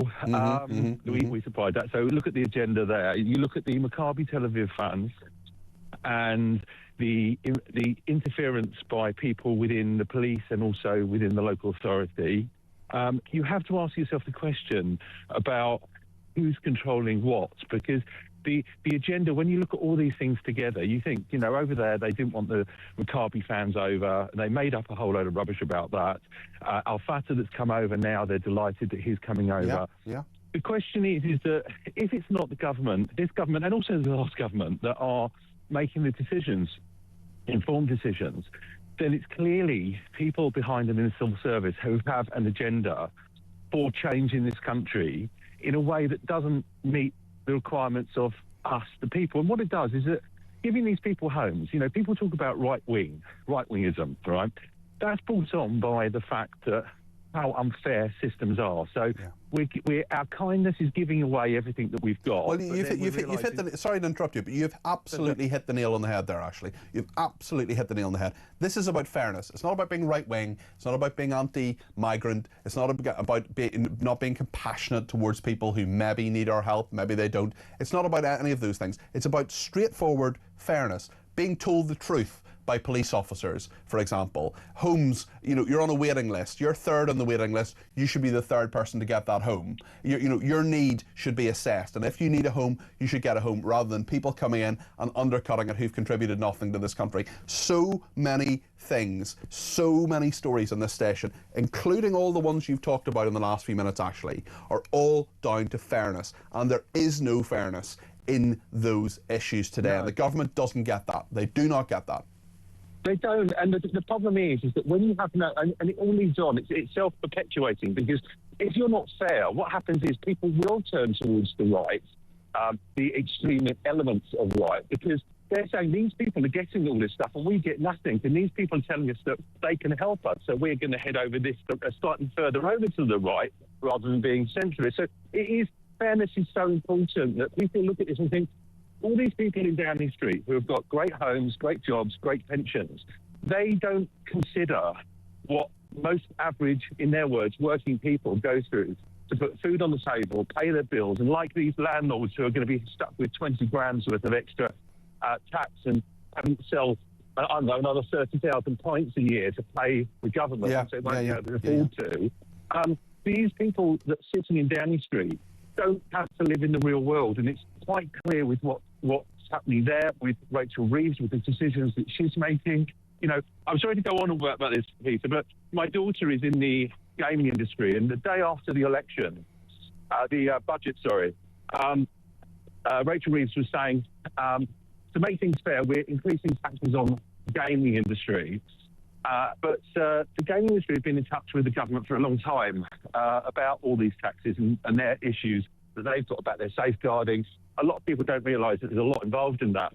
And the day after, everything was discussed, and then the day after, literally the day after the budget, an email was sent out to them saying that due to the increases being probably over 50% of what was discussed and expected, we're going to have to look at how we operate. This will mean redundancies within the industry. It will mean less taxation. And also, more importantly, they said, they pride themselves on safeguarding people. It means people are going to go to the black market. It means less revenue. And actually, you know, and your daughter knows, that gaming and the brilliant technological advancements within that, the incredible creative input to gaming, is a growth industry in the UK. Maybe, just maybe, Rachel Reeves could go, hold on a second here, gaming, let's see, hold on, right, this is a growth industry. This means if we let them grow and if we don't tax them to death, maybe there'll be more games, maybe the industry will grow.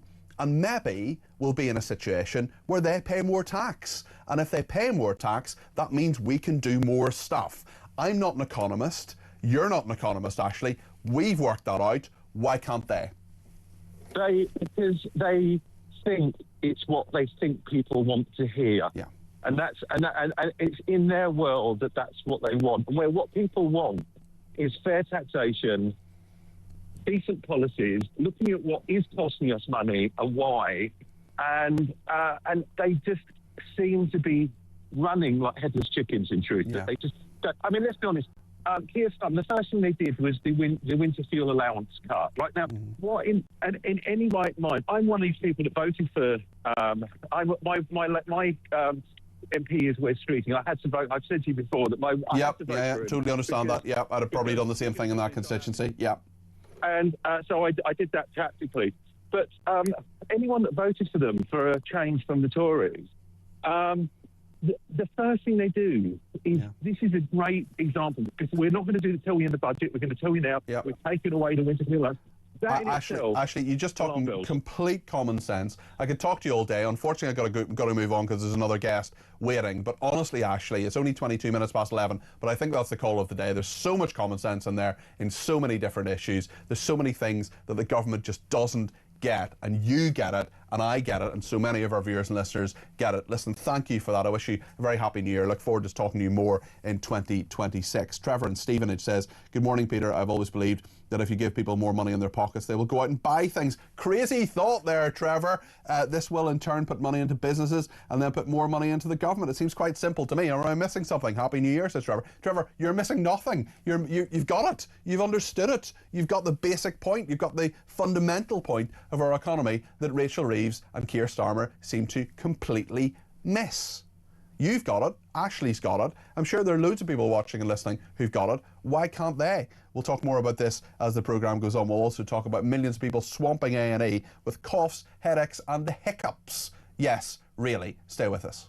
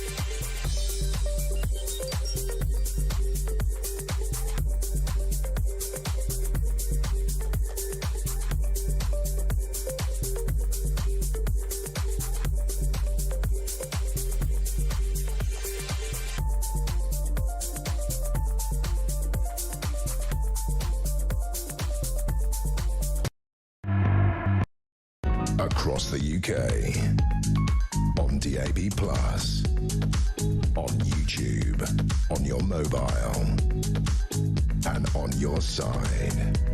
This is Talk. Now then, let's talk about the NHS, because it seems that every year the NHS seems to be overwhelmed by flu. We know that it came a little bit earlier this year. We also know that millions of people are swamping A&E in England for coughs, headaches and the hiccups. There are people who go into A&E who have constipation, for example. Seriously, guys, like, just get a grip here. You need to understand what the real reason for A&E is. Dr. Basha Mukherjee is with me now. She's an NHS GP. Basha, thank you so much for joining me today. Why can't people get the message about A&E? It must be so frustrating to the nurses and doctors who work so hard in A&E, and this will undoubtedly be contributing to very, very long waits for people who really do need A&E care. It's interesting you say that, because I do think that some people who actually, when they come to see me as a GP and I want them to go to A&E because that's the best place for them, they don't want to go there because of the really long waiting list. And it baffles me that there are definitely people who are willing to spend 8, 12 hours in the waiting room for something that is clearly neither an accident nor an emergency. I do think that one of the fundamental reasons is what people classify as an emergency from their point of view might be something that's causing an inconvenience to them rather than a medical emergency. So I think that's where there's definitely confusion amongst people about, I've not been able to go to work for 3 days because of cough or cold. I need to see a doctor right now. Whereas from a medical point of view, a couple of days of a cough or cold is pretty typical, actually. Yeah. And actually, you probably need to stay away from people if you've got a cough or a cold. You need to just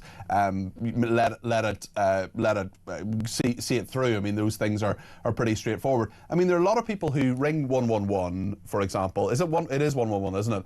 And get the non-emergency advice. I've done it myself. I had some chest pains one day, and they said, you're definitely having a heart attack. Go to A&E immediately. I absolutely 100% was not having a heart attack. I probably just had some bad indigestion or something like that. There are also people who say, go and see a pharmacist. I was in a situation, I had some spots on my arm, I didn't know what it was. I went to a pharmacist, she suggested what she thought it was. It actually turned out it wasn't that, and I went to a GP as well. And I do wonder, I would never have gone to A&E with that, and that is just my personal experience. Of course, that's anecdotal, it's not scientific in any way. But there are lots of people who feel that they won't get a true answer unless they go to a qualified physician like you as a GP or in A&E. And if they can't get a GP's appointment, which are very hard to get in some instances, well, then they'll feel they have no option but to go to A&E. Do you have sympathy for them in that regard? I think you've hit it completely the nail on the head, because that's exactly the problem. And I agree that a lot of my patients will actually try to, withhold from going in to see their GP. Maybe they're not getting an appointment. Maybe they don't want to bother anybody. Or they go into a pharmacy, and absolutely majority of the time, pharmacists, you're not going to get a bad, service from them. They're actually really helpful, especially with. And that's, I should say that has almost always been my experience. It was just on this one particular occasion where the diagnosis wasn't quite right. The fact that there are many conditions that, it's not a pharmacist's job. It's not their job description to diagnose. That's the fundamental problem. And this has been the problem with successive governments trying to redirect the role of a doctor, a GP, to other services. And I would say that this is what's creating the problems. Rather than empowering primary care, having more GPs, having more GP appointments, which is much cheaper than sending people to A&E or people turning up to A&E. Rather than doing that, they're trying to taskify the whole role of diagnosis by employing nurses, pharmacists, AMPs, etc., PAs, to do the role, which inevitably sometimes doubles the workload because the patient doesn't get the answer there or gets the wrong advice there and then has to get seen by a GP anyway. And you wonder why the GP appointments are not available. And I think the fundamental problem here is that we do not have a robust enough primary care supply chain, essentially. And that boils down to the fact that the GP remains at under 10% of the total NHS funding, despite the fact that GPs have they see more than 90% of patients. And patients have much more contact with GPs than they ever will with hospitals. And yet the majority of inefficiencies are actually happening in hospitals as part of the reason why we're seeing so much of a drain in the NHS altogether. And yet this is the problem, that they won't redirect the funds towards empowering GPs and keeping people well in the community. Yes, and I wonder if I could just ask you, just before you go, Basha, a story about social media driving a surge in self-diagnosis of food intolerances. It seems that everybody's allergic to something these days, and it makes catering for families at Christmas and so on a bit of a nightmare for some people. There are also some, I remember my nephew, for example, who clearly had a problem with milk as a baby. Now there's no issue, dairy's fine, there's no issue with him, and a lot of people, it's for a period of time where they get it out of their system or they move on or whatever.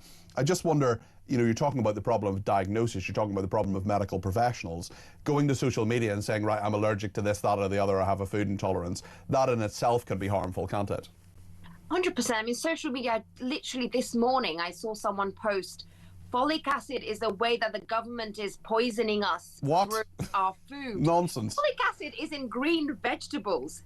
And it said underneath, pass this on, without any reference of where this information has come from. And this is where, there's so much misinformation online and so much of, scaremongering going on. This happened during COVID. I feel like it began during COVID, really. Well, I think, there are certainly, without mentioning any names, there is one particular national newspaper that has a large health section that one week apparently says, chocolate cures cancer, and then next week it's, chocolate, the cause of cancer. The sort of misinformation has been out there for perhaps a lot longer than that. But the level of it and the fact that everybody decides, right, I've gone from being a Brexit expert to being, a COVID expert, and everybody's an expert because you've seen something on social media. You really need to, I suppose, trust the professionals when you feel you can. It's very difficult to know who the professional is. Everyone dons a pair of scrubs and puts a stethoscope around their chest, no matter who they are. It doesn't matter if they've actually got a qualification of a medical doctor or not. And they're pretending to be that on social media, and they're spreading misinformation. So unfortunately, that's also part of the problem. I don't blame people for seeing things. I mean, the algorithm is set that way as well. But at the same time, I want to say that, in an age of that, I think, one of the ways that people can be helpful, I suppose, is look at the NHS website. That's really, really helpful for majority of cases. Rather than using TikTok and social media as a source of information, I would say go to the NHS website. Basha, thank you. Dr. Basha Mukherjee there. Very happy New Year to you, and thanks for your contribution to the programme today. I want to hear a voice note now from Hayden. Hayden has been in touch on European judges and Shamima Begum. This is the whole point of Brexit, is that we have control of our country, not from some European people who think it's okay to change our rules and allow these people in. It's absolutely disgusting. I tell you what, the quickest time we get this lot out of power, the better. Let's get our country back. And I think a lot of people will feel the same way. The thing, of course, with the European Court of Human Rights is that that's separate to the EU, but it's a European institution you're not happy with, and actually the Conservatives and more strongly Reform UK want to withdraw from the European Court and the European Convention on Human Rights. And there are lots of people who go on and about this and say, oh, it's sacrosanct and it's all marvellous, and it was Churchill was involved after the war in 1951. Well, the European Convention on Human Rights didn't say that you couldn't have corporal punishment, didn't say you couldn't have capital punishment, hangings, for example. So it's not just the be-all and end-all of all of this. There is a debate to be had about it. Hayden, you're part of that debate, and thank you for your voice note. We're going to talk to the Chief Executive of the Taxpayers Alliance in a second about where our money is actually going, because Mel Stride, who's the Shadow Chancellor, says that he's going to reverse Labour's war on wealth. Also, we're going to get more on British taxpayers funding a Kenyan sex chatbot. Yes, really. Stay with us here on Talk.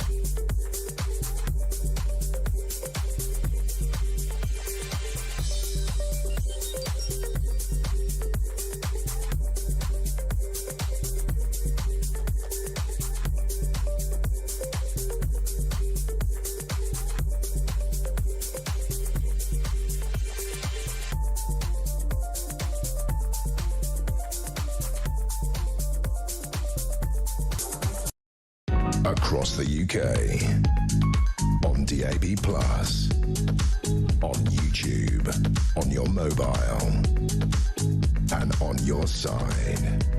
This is Talk.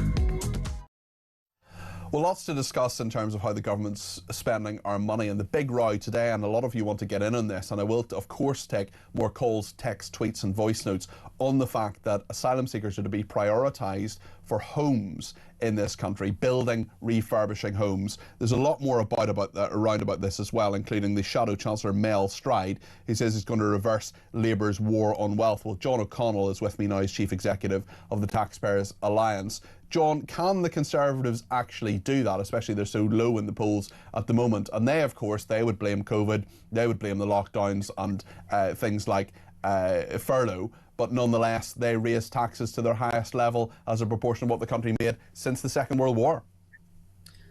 Thanks for having me on, Peter. Yeah, they did, and that's why a lot of their promises at the moment are being challenged and possibly ring hollow to some ears. But, you know, at the last conference, to be fair, the Conservatives set out a list of spending reductions in order to facilitate some tax cuts. Now, that's the right way to go about things, whether they would, have the backbone to do it once they got in, because there is this assumption in SW1 that we must spend a certain amount of money. We just need to pull different tax levers and go into different pockets of different types of taxpayers to pay for it all. When actually the number one thing that we need to do is reduce expenditure and reduce it quite drastically. Where would you reduce it, John? How would you cut it? The welfare budget has got to be the biggest one. There's all sorts of, you call them sort of smaller items of government spending. We're probably going to talk about one in just a second on overseas aid. Yeah. But in terms of the big cost pressures into the future, we're looking at the welfare budget. We're looking at healthcare, and we're looking at social care. So they're the big challenges. The problem is there'll be people listening to that saying, I'm genuinely disabled, I get my benefits, and you're talking about cutting them. I know that's not what you're talking about, John. You're talking about those who are, benefits for people who perhaps shouldn't be getting them. But how, if you've given someone a benefit, if they've changed their lifestyle in some way to rely on that benefit, taking that away is a tricky thing. I'm not saying it shouldn't happen. I'm just saying if you come in and slash the welfare benefits, you're going to have a lot of people, some with serious illnesses and some who cannot work, who are very, very nervous about that and worried about that. Yeah, of course they are. And once you give something to somebody, it's very difficult to take it away, which is why politicians like to do it, because it's very difficult for future governments to reverse. Now, this is part of the problem that the Conservatives had over the 14 years, is that they didn't want to unpick some of the sort of more thorny issues to do with welfare. There was a great set of reforms in the coalition era to kick universal credit off and simplify the benefit system, etc. But what we're seeing particularly, and then George Osborne screwed it up and cut the legs from under Ian Duncan Smith, who then resigned. I strongly believe that most problems in this country can be traced back to two men. One is Tony Blair, the other is George Osborne. But anyway, John, please continue. No, I think you've got an absolutely fair point there. And even if you look at so-called austerity, the way that George Osborne distributed the spending reductions, he put it all onto local authorities and essentially protected Whitehall, which is why we're seeing overseas aid had huge growth. Well, actually, on that point, John, there's a story today about housing and about asylum seekers. I expect you've seen this or heard about it, and I wonder what you think about it, because we've got a lot of local councils, about 200 of them apparently interested in this. Given what happened sort of 10 plus years ago, and the fact that local authorities, councils have to do more and more and more, and about 3/4 of their budget is social care, for example, they're thinking about housing stock, they're thinking about the huge waiting list that they have, and then the government comes in and says, look, we can give you housing, we can refurbish places that need to be refurbished, but they're originally going to be for asylum seekers. That will be quite an attractive offer for them, but it's something that so many people, including me, including many of your viewers and listeners, don't see as fair. How do you view it, John? Including me, that is not fair at all. All of these things linked together. We're talking about this war on wealth, and what is happening at the moment is that this government is deciding that actually we're going to take some money off people who are working hard, being productive, starting businesses, working all hours God sends. These really sort of the backbone of the country kind of businesses up and down the country, and taking money from them and handing it to people who perhaps don't work so hard, should we say, and get to jump the queue. And there is that huge sense of unfairness, and it's growing by the day. And you talked about when politicians attempt something like welfare reform, and it's controversial. Once you get outside the M25 and you talk to ordinary people about this stuff, you start to get the sense that perhaps it's not all that controversial whatsoever. It's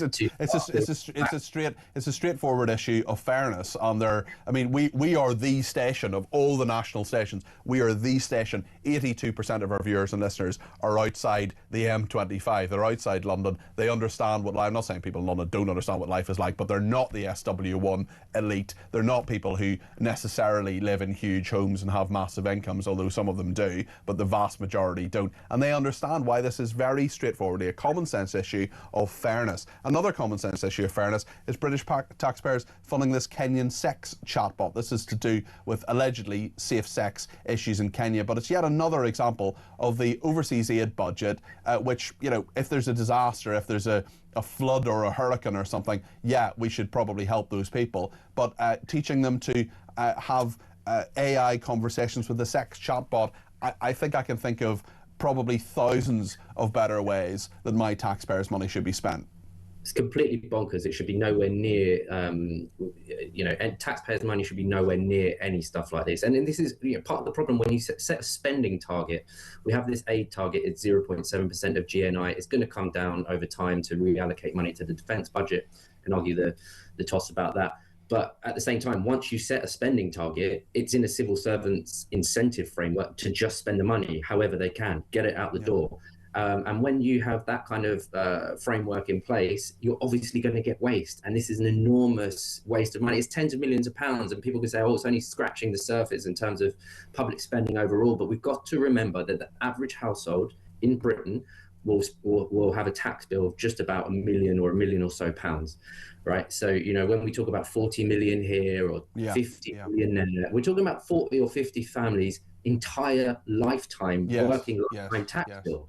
And it's also it's the principle of the thing as well. It is, I mean, I spent taxpayers' money when I was a special advisor in government. Every time I took a flight to Belfast to do the business of the government, I thought, is this justified? Can I look someone in the eye and say, I have to take this flight to do the business of government? Is that something I absolutely have to do? And I think that so many people will see even small amounts of money and say there are better ways that these things can be spent. You talk a lot of common sense, John. Thank you. John O'Connell, Chief Executive of the Taxpayers Alliance. Happy New Year to you as well. I want to speak to Carol in Cornwall about this migrant council housing. Carol, good to talk to you. What would you like to say about this? Oh, thank you for taking my call, Peter. Well, what was wondering why some councils are so keen on this diabolical scheme, because these migrants, the illegal migrants, will be paying no rent, no council tax, but will be using all of the council services. Probably using them more than most ordinary. It's a very fair point. Their thought, I would imagine, is that they can get these places done up, they can get more homes built, and of course the money that will be spent will come from the benefits bill in central government, I would imagine. But you're absolutely right, they will be using council services, there will be pressure put on those areas. It's a very good point, Carol. And not only that, I should imagine also they will probably continue to keep our council tax high and keep putting it up. You know, it's just really, when I heard about this scheme, it beggared belief. I just couldn't believe it. Do you know that, Peter, do you know that we have families living in huge packing cases that are stacked on each other in London? Yeah, no, it's dreadful, and it needs to be sorted in some way. Carol, it's a while since I've spoken to you. How are you keeping? Well, I'm doing okay, Peter. You know things are difficult, but I'm doing okay. I hope you got the photograph of my beloved dog, which I sent to you. I didn't actually. Did you send me a photo of your dog? Was this of your dog? Yes, it was in the Christmas card. Oh, I'm sorry. I didn't receive that, Carol. I must double check our pile of posts and see if it's there. But thank you so much for sending that. I really appreciate it. Did you get the book I sent you, Carol? Did I what? Did you get the book I sent you? Oh yes, I did. I mean, Excellent. in the Christmas card, I do thank you for that. Ah, wonderful. I'll double check, Carol. I'll double check. But listen, thank you so much. I really appreciate it. That's Carol in Cornwall there. Carol's had a bit of a rough time over the last year or so. I sent her a copy of my book. Maybe that won't make things better. I don't know. But she seems to have enjoyed it anyway, which is good. Colin's been in touch and says, on the proposed building of homes for illegal migrants, given that the vast majority are men, will there be housing estates purely existing of men? Let's hear what Elisa has said. She sent me a voice note on looking ahead to 2026. It's easy for all of us to reflect on 2025 and think what a terrible year it's been because, well, let's face it, in many ways that's exactly what it's been. However, it wasn't all bad. Let's remember that all bar one of the hostages were released from Hamas captivity. And as we enter 2026, let's not forget that there's still one hostage remaining. His name is Ran, and he needs to come home so that his family can finally lay him to rest. There's so much more I could wish for in 2026, including freedom for the people of Iran. Meanwhile, I'd like to thank you and your team and all of the talk presenters for being on the side of good against evil. You've all been incredible, and I'd like to wish all of you a very happy, healthy and successful new year. What a lovely message. Thank you to you, Elisa. You've sent in voice notes, you've made phone calls, you've contacted us and sent texts, and like so many people who do that, we really, really appreciate it. You speak a lot of common sense, Elisa, and thank you for that. And we wish you a very happy new year as well. We're going to speak about Shamima Begum in a second and whether she could return to the UK. Stay with us.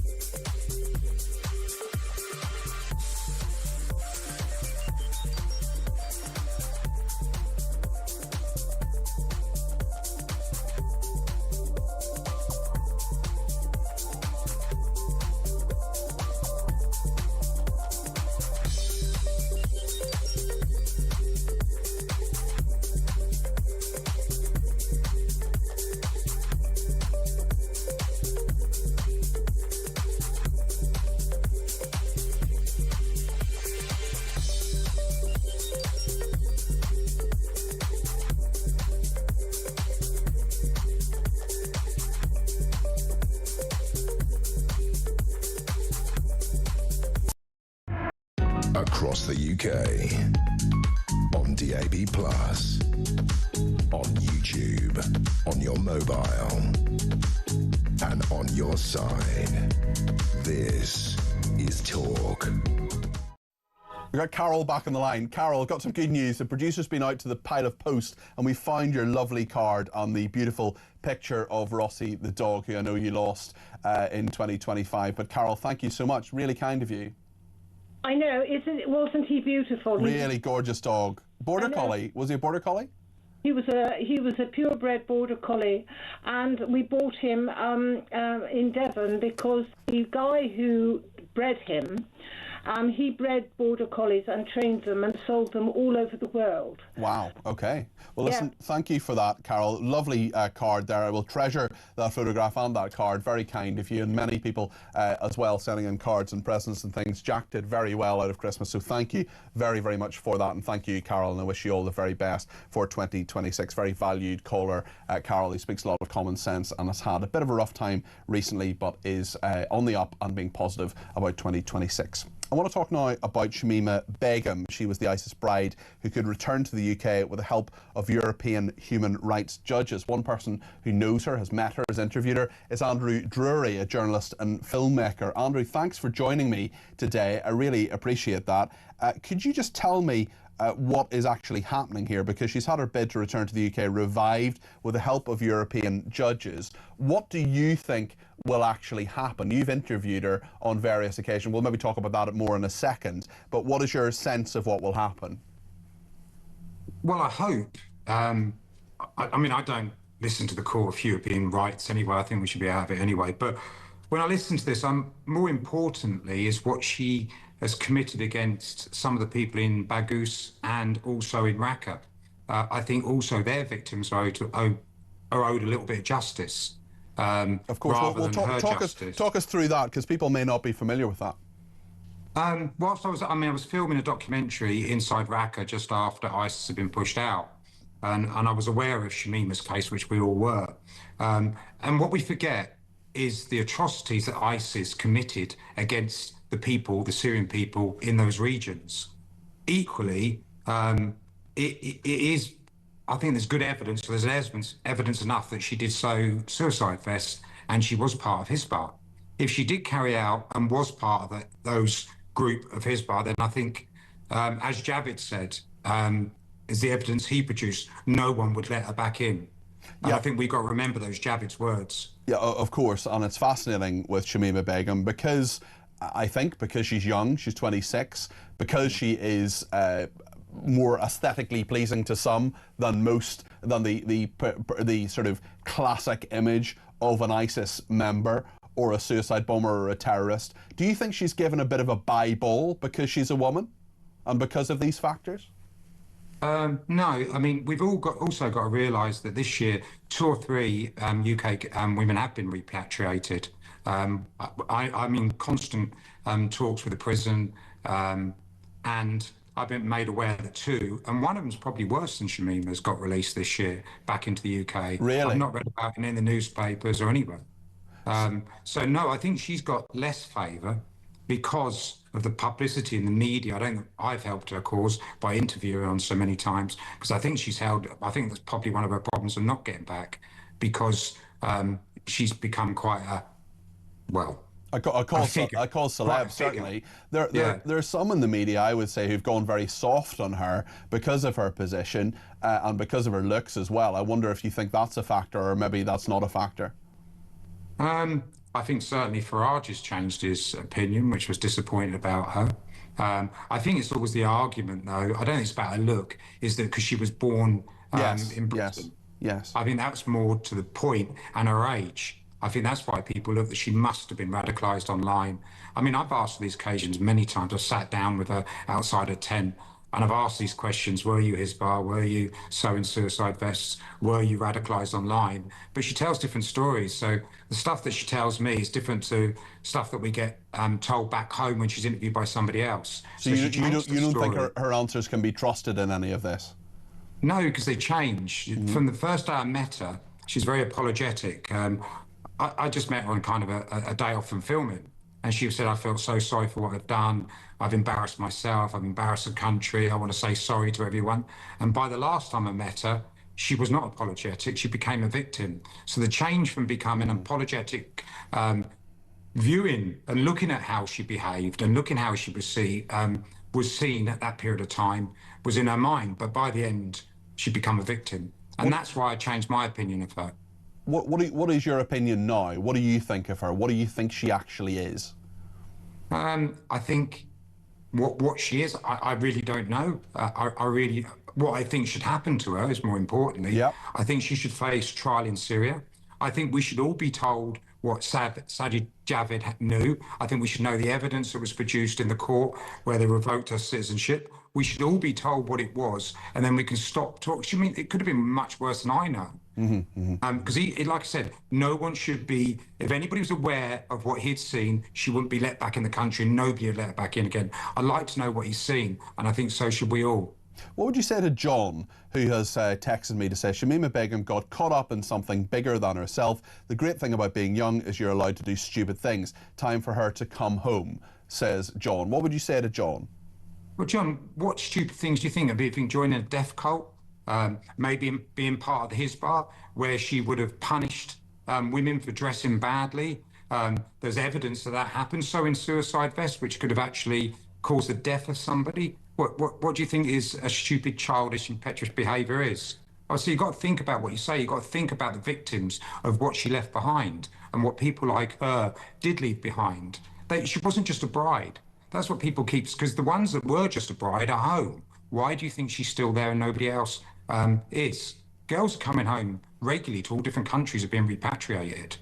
Yeah, that's a very, very good point, actually, that these people are coming back if they have just made a mistake, if they're saying, actually, I was caught up in something. But there's more to it with Shamima Begum, isn't there? Well, most definitely. There's definitely. I would like her, as I say, to go to trial in Syria, face trial against crimes that she committed against those citizens that are there, people that I know really well. So I think that's what should happen. Then we should decide whether we should give her citizenship back. But there is big problems anyway. I speak to the Kurds inside the prison officers. They don't want to hold these prisons anymore, the Kurds, because the new regime inside Syria are moving closer and closer to Rojava, where the Kurds are. And they're saying they don't want to be there any longer. They'll just release them and let them go. So we're very, very close to a situation we have. I mean, I've heard from Shamima and her friend just before Christmas. They have their own thoughts about how they're going to get out. We really, really have got to be careful. It's a really precarious situation in northern Syria at the moment. So she could be let free. And maybe perhaps we should bring her home and put her in prison just for her. I mean, to make sure she serves some time. Fascinating to talk to you. Listen, thank you, Andrew. I appreciate that. That's Andrew Drury there. He's a journalist and filmmaker. He's interviewed Shamima Begum on several occasions and clearly been in touch with her as well, even just a few weeks ago. Another texter says Shamima Begum should be tried for her crimes in the country she committed them in. Joanna in Salisbury says, hi, Cardi P. Shamima Begum doesn't have a British passport. She's not stateless. She has a Bangladeshi passport and family in Bangladesh. I don't see how she has any human rights to be in the UK. Surely it is for the ECHR to force Bangladesh to take her. Carl is in Liverpool and has some thoughts on asylum seekers getting homes. Big issue today, Carl. What do you think? Hi, good afternoon. Hi Happy there. New Year, Peter. All well, thanks. Go ahead. Yeah, so obviously we know the people that are in the hotels are mostly men. So if they're going to be housed in these houses, are these houses going to be houses of multiple occupancy? Because you're not going to give a single man a 2 or 3 bedroom home. These are all valid questions, Carl. Absolutely. So you're now telling the people, British people or families that have been on waiting lists for years, well, we really don't care about you. We're going to house single men in all these houses, because that's all they are, Peter. The single men are men. There's no families coming in these hotels. I'm sorry to tell everyone. Yeah, there's some, but the majority are men, and of course they're the ones who are going to get priority because there are so many of them. Yeah, and we're going to pay for the privilege for them to have no jobs, have a home, possibly get a car, driving license, etc., whilst we still have families who are waiting to get homes. It's ridiculous.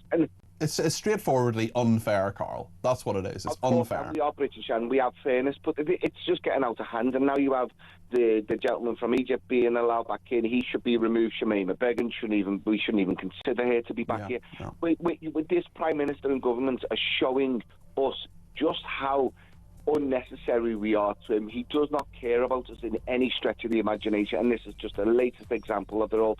To house single men in these homes is another kick in the teeth. The guy needs to resign.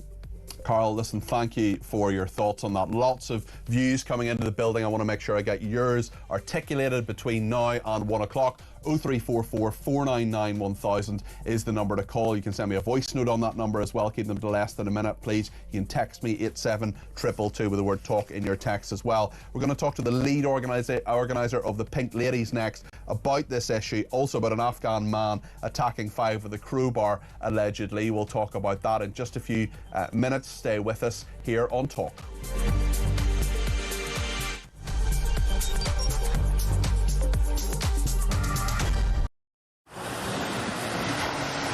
Libya has become a major transit route for refugees and migrants from sub-Saharan Africa, and many of them come through Libya dreaming of getting to the UK, particularly from Sudan, where there has been a civil war waging for the last 2 years. And those asylum seekers or economic migrants who make it from Sudan to the UK have a 99% chance of being given leave to remain.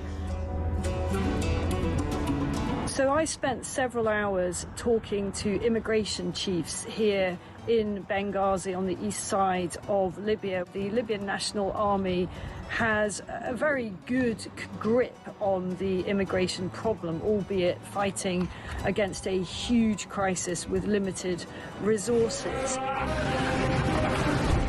There is a very, very clear process of giving people proper health checks, the life-saving care that they need, and then working out where it is exactly that they've come from. Their message to the UK is that you are fueling this problem. You are effectively advertising a great new life for people from sub-Saharan Africa. They actually said, you know, what do you think happens when a guy from Sudan comes up through Libya and makes his way all the way to the UK and gets put in a luxurious hotel and provided with everything?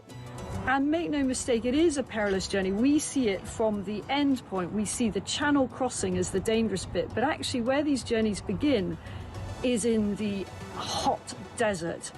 Many tens of kilometers have to be covered on foot by these migrants, and as many as 1 in 4 do not make it. That means bodies in the desert. The Libyan authorities are having to recover bodies in the desert. About the UK. Across the UK, on DAB+, on YouTube, on your mobile, and on your side. This is Talk.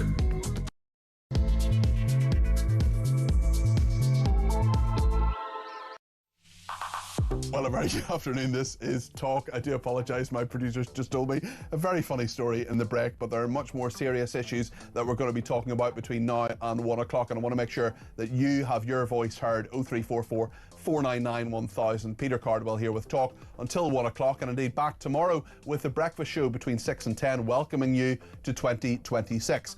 We'll talk in just a second about asylum seekers that should be tagged. That's the police chief that says that. The council homes, this is the big issue you want to talk about today. The council homes to be built for asylum seekers in a new scheme.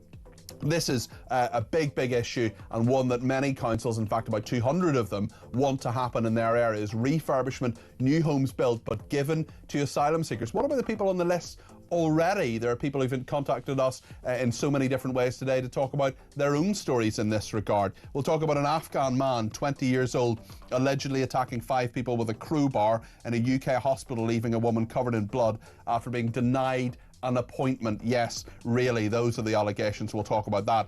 And Why are there so many areas in New Year's Eve that are going to be closed? Primrose Hill in London, for example, security fencing and police presence to prevent access. Well, I think we know why that is. It's because of the security threat at large areas, and our way of life is being eroded by so many threats, particularly from Islamism. We'll talk to one of my favourite guests, EJ, about that a little bit later on, and we'll speak to the Shadow Defence Secretary about his belief that Labour are going to destroy the Special Forces. Loads to discuss today between now and 1 o'clock. 0344 499 1000 is the number to call. You can text me 87222 with the word talk in your text. You can tweet me at talkTV, follow me at Peter Cardwell, send me a WhatsApp voice message, less than a minute please, if you would, to the main number. You can also send me a WhatsApp text message or give me a ring, all on the main number 0344 499 1000. Stay with me here on Talk between now and 1 o'clock.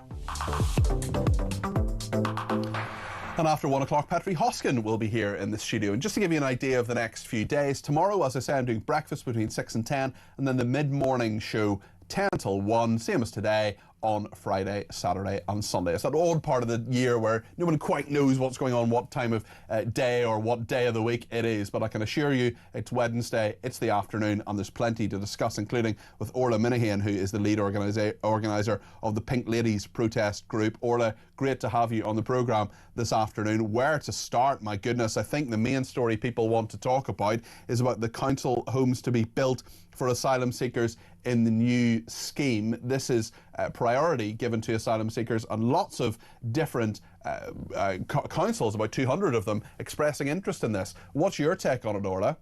So, first of all, hi Peter, thank you so much for having me this afternoon.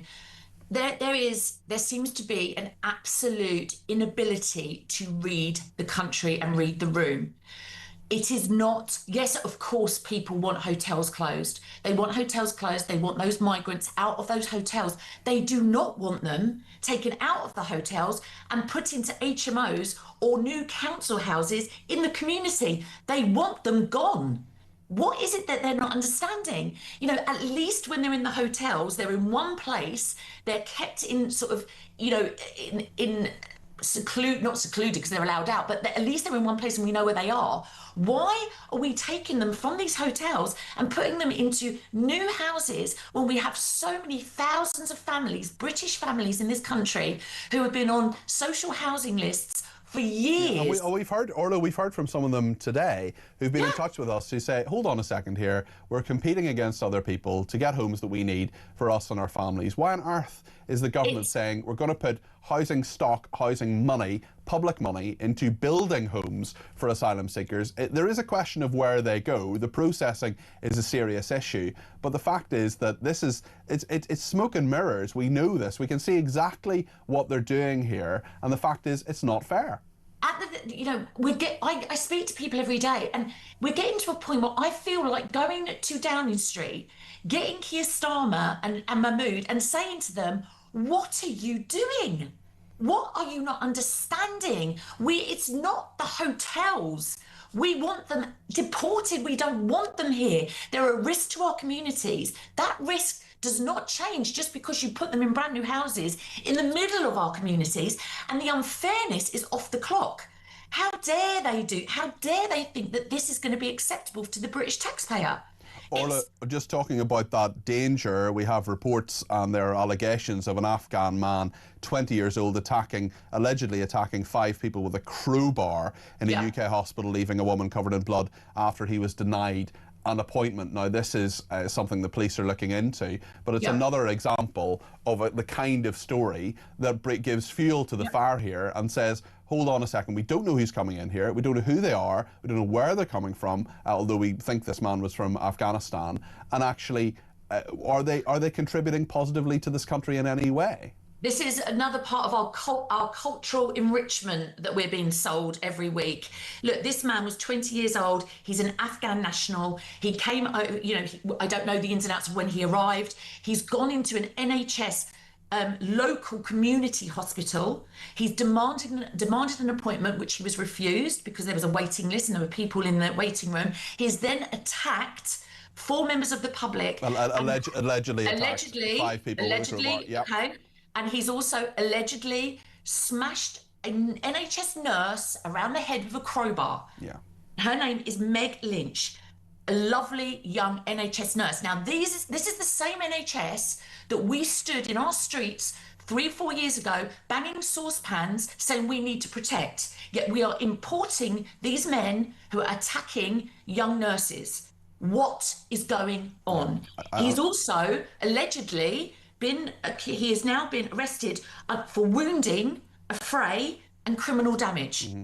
Not GBH, not intent to murder, you know, none of these serious. And now we're going to get the same old mental health. He's been detained under the Mental Health Act. The poor man is suffering from mental health issues. Well, what about the poor nurse, and what about the four other people as well who are suffering from their injuries, and not just the physical injuries but the psychological injuries as well? There are so many people, including nurses and doctors in A&E. I honestly don't know how they do their job when you have people who are so disruptive, either attacking them or just in general being disruptive and being completely it's a major problem.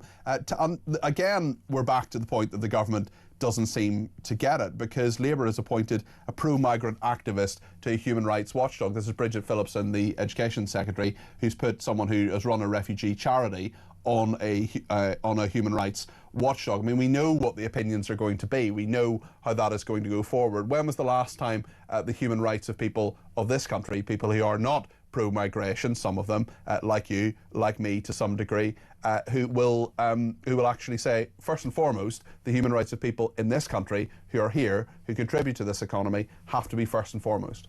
Absolutely. Look, I mean, Peter, you're Irish. My background's Irish as well. I'm not anti-migration. I am anti-people that come to this country with no checks, with no due diligence, who are let in willy-nilly, who are given British citizenship like it's a sweet. 240,000 since 2024. I'm anti that, because you are literally taking the most vulnerable people in society, nurses, elderly, children, and putting them at risk at the hands of these men. You have no idea who they are and where they've come from.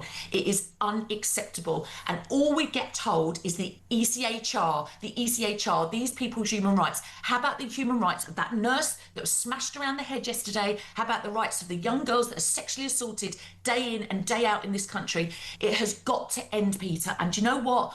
I am sensing that 2026 is going to be a real awakening for this government. It's really interesting you mention that, because I'm just going to read you 3 messages that have come in literally within the last 2 minutes. They are reacting directly to what you're saying, Orla. This is Zoe in Lancashire, who's saying the pull factor will be massive now. Come to Britain and you'll be eligible for a brand new home. Wow, talk about cracking down. What a joke, says Joey in Lancashire. Gary in Bedfordshire, I'm fuming. This talk of housing illegal migrants and new housing is outrageous. It shows just how out of touch this moronic government is. Yeah. This will be the straw that breaks the camel's back and causes civil unrest. Well, let's hope not, Gary. Outrageous. Get rid of every illegal entrant now. That's Gary in Bedfordshire. And just finally, Orla, absolutely, Orla, I agree with you. We want them deported now, not put into communities all over the UK. It is totally insane. Those are just 3 in the last 2 or 3 minutes that have come through, Orla. And it's palpable. It's palpable. People get everybody. This. Well, they get it. You get it. I get it. Why does the government not get it, Orla?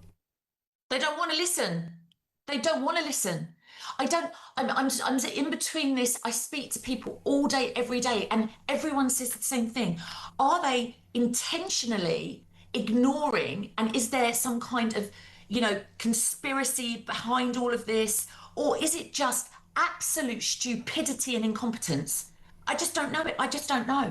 How can you let... Either way, it's not good. Either way, these are people that are running our country. They are responsible for over 70 million human beings. And they are destroying everything from the NHS. And everyone talks about the NHS. Let's protect the NHS. They're destroying it. They're not making it better. Where Streeting comes on the TV and says about how waiting lists have gone down, how absolute nonsense. It is smoke and mirrors. They are compulsive liars. And as soon as we get this Labour government out, we can start rebuilding the shambles this country has become.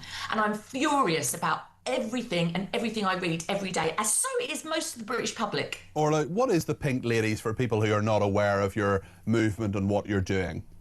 We are a group of women that started and came together in East London, in Canary Wharf and Epping, in the summer when a 14-year-old girl was sexually assaulted by an Ethiopian man who had been in this country for 8 days. And we are women who are mothers, sisters, wives, grandmothers. We are normal, everyday women with children who are saying to this government, we have had enough. You are playing Russian roulette with our most vulnerable people in society, our children, and we will not stand down until we deal or we see some progress with this migrant invasion.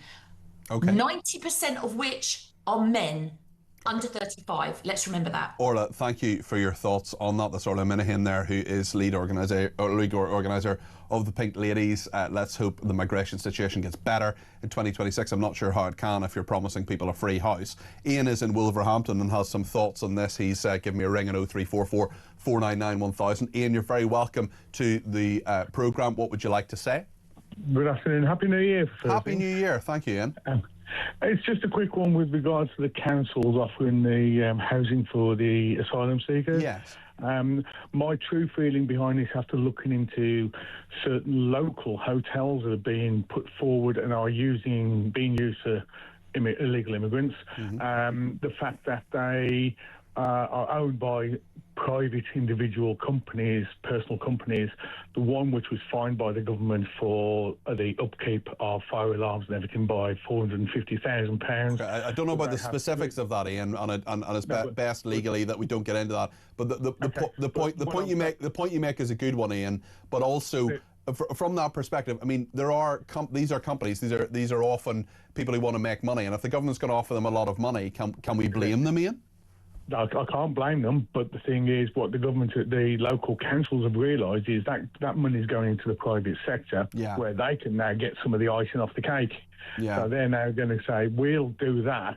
Well, then all these little businesses that are housing them at the moment, they'll all disappear, and the government will be paying themselves. That is a really, really well observed point, Ian. Thank you for it. I appreciate that. That's Ian in Wolverhampton there. And Tim has been in touch, who says, Orla, you get the full support of this veteran. What do you think about all of this? 0344 499 1000. Another big issue. This was another listener, actually, who contacted me with this story. As I say, this is my show, but it's your show too. We react to what you want to talk about. People saying, let's talk about Iran. We did that at 11 o'clock. Someone else says, let's talk about this. This is all these areas, all these closures of places you would usually go to look at fireworks or celebrate New Year's Eve. Well, actually, Primrose Hill in London is going to be closed on New Year's Eve, well, tonight. This year, there's going to be fencing, security and police presence to prevent access. There are lots of other places that this has happened in as well, right across the country. Why? I think we know why. It's a threat from Islamism and terrorism in general. Ike EJ, one of my favourite guests I ever interview in this programme, he is going to be with us in just a second to tell us his perspective on all of this. Stay with us here on Talk.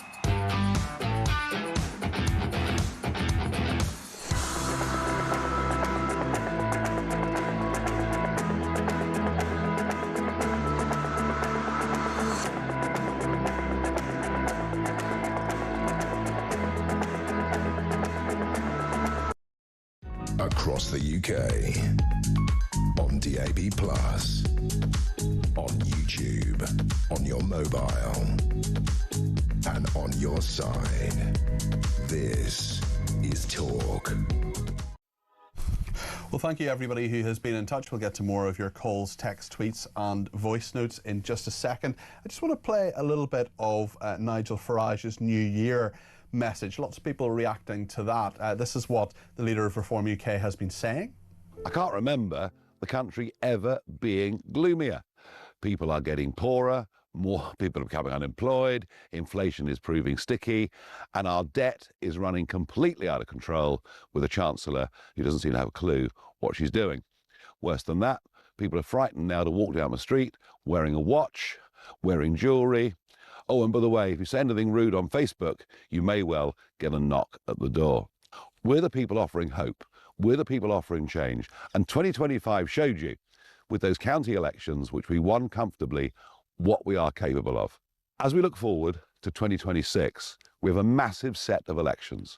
The whole of Scotland, the whole of Wales, all 32 London boroughs, county elections, thousands of council seats all over the country. And yet what are we now seeing? We're seeing a Labour government saying to those councils, if you want to cancel the elections, in some cases for the second year in a row, you can do so. And already, East and West Sussex, controlled by the Conservatives, have said, thank you very much, we'll cancel the elections. That is the kind of authoritarian country that we are now living in. Nigel Farage there in his New Year's message. We'll play more of those tomorrow during breakfast. The Prime Minister's one is coming. I'm sure you can't wait to hear what he has to say. Nigel Farage is right, but it would be more precise to say postponing the elections rather than cancelling the elections. What is correct, though, is to say that there are councillors who were elected for what we thought were 5 years. Now it's going to be 7 years because those elections have been put back. I would argue, have the election at the 5-year point. If they're only going to serve for 2 years and then the authority is going to be changed, well then let's do that. I'm going to speak to EJ in a second, but I just want to bring in Grace and Ealing first in regard to what Nigel Farage was saying there. Grace, you're very welcome to the programme. What would you like to say? I was rather amused by his message, I'm afraid. Although it's nice to see the Greenwich Naval College. I visited there a little while ago and saw that the painted hall. It's amazing. But yeah, he's really trying to make out that he can solve problems, and he offers hope. Can't he offer hope? I think that anyone who considers himself in any way conservatively minded, not necessarily supporters of the Conservative Party, but should recognise that politicians can't fix all our problems. The government can't fix all our problems. I mean, talking earlier about crime. I don't think Nigel Farage is saying that he can fix all the problems, but he's saying he could do a better job than Keir Starmer, and the polls would suggest that up to 35% of people believe that. Well, I think a lot of people are fed up with our current government. To what extent people would necessarily choose Farage otherwise, I don't really know, but I'm aware that he's got lots of support, and I spoke to him on various occasions when he was presenting elsewhere, and he's a very charismatic person. But I just don't think he can solve problems to the extent that he is making out. If, for instance, he were to be able to stop everyone coming across the channel tomorrow, we would still have a massive housing crisis. It would be a start, though. We'd be able to deal with the problems we had with one less problem, Grace.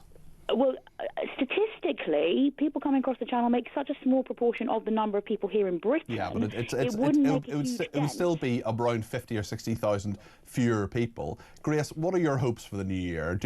Maybe not politically, but just in general, what do you want 2026 to be? I mean, personally, I want to get closer to God and understand him better. One of the things that struck me about Farage's speech is that he talked about Britain being proud of when we opposed the slave trade, and I completely agree. That is something awesome that happened in the history of our country.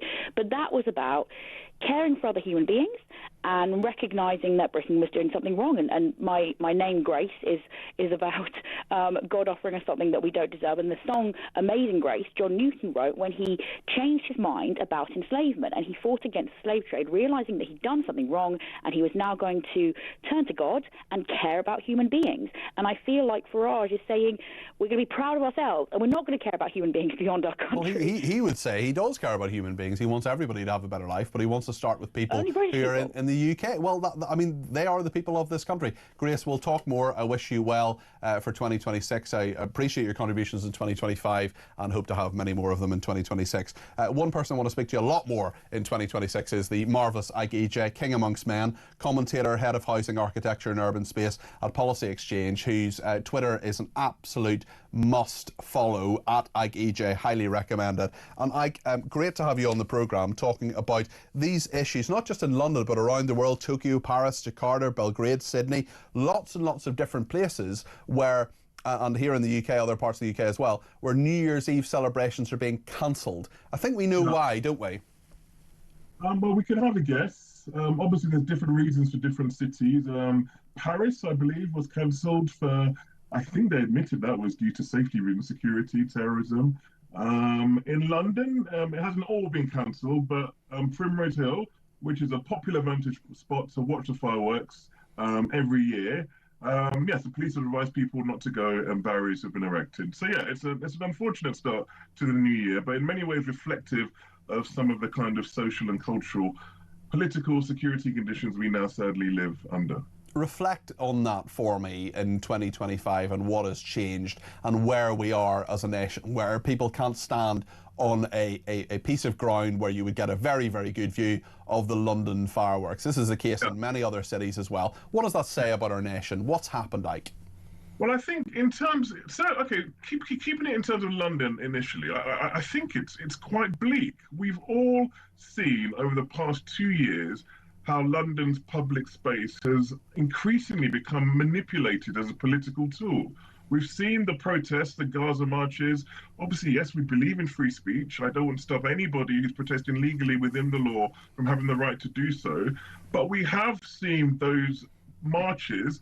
I don't think it would be unfair to say there's been a kind of reverberation into other more hostile, more violent, more aggressive, more anti-Semitic, more racist events that have taken place. And I believe there is a link between those and those marches. And we have seen the police and the government seemingly willing to allow those marches to take place in the face of growing consternation from many people about the potentially negative social, cultural impact it's having.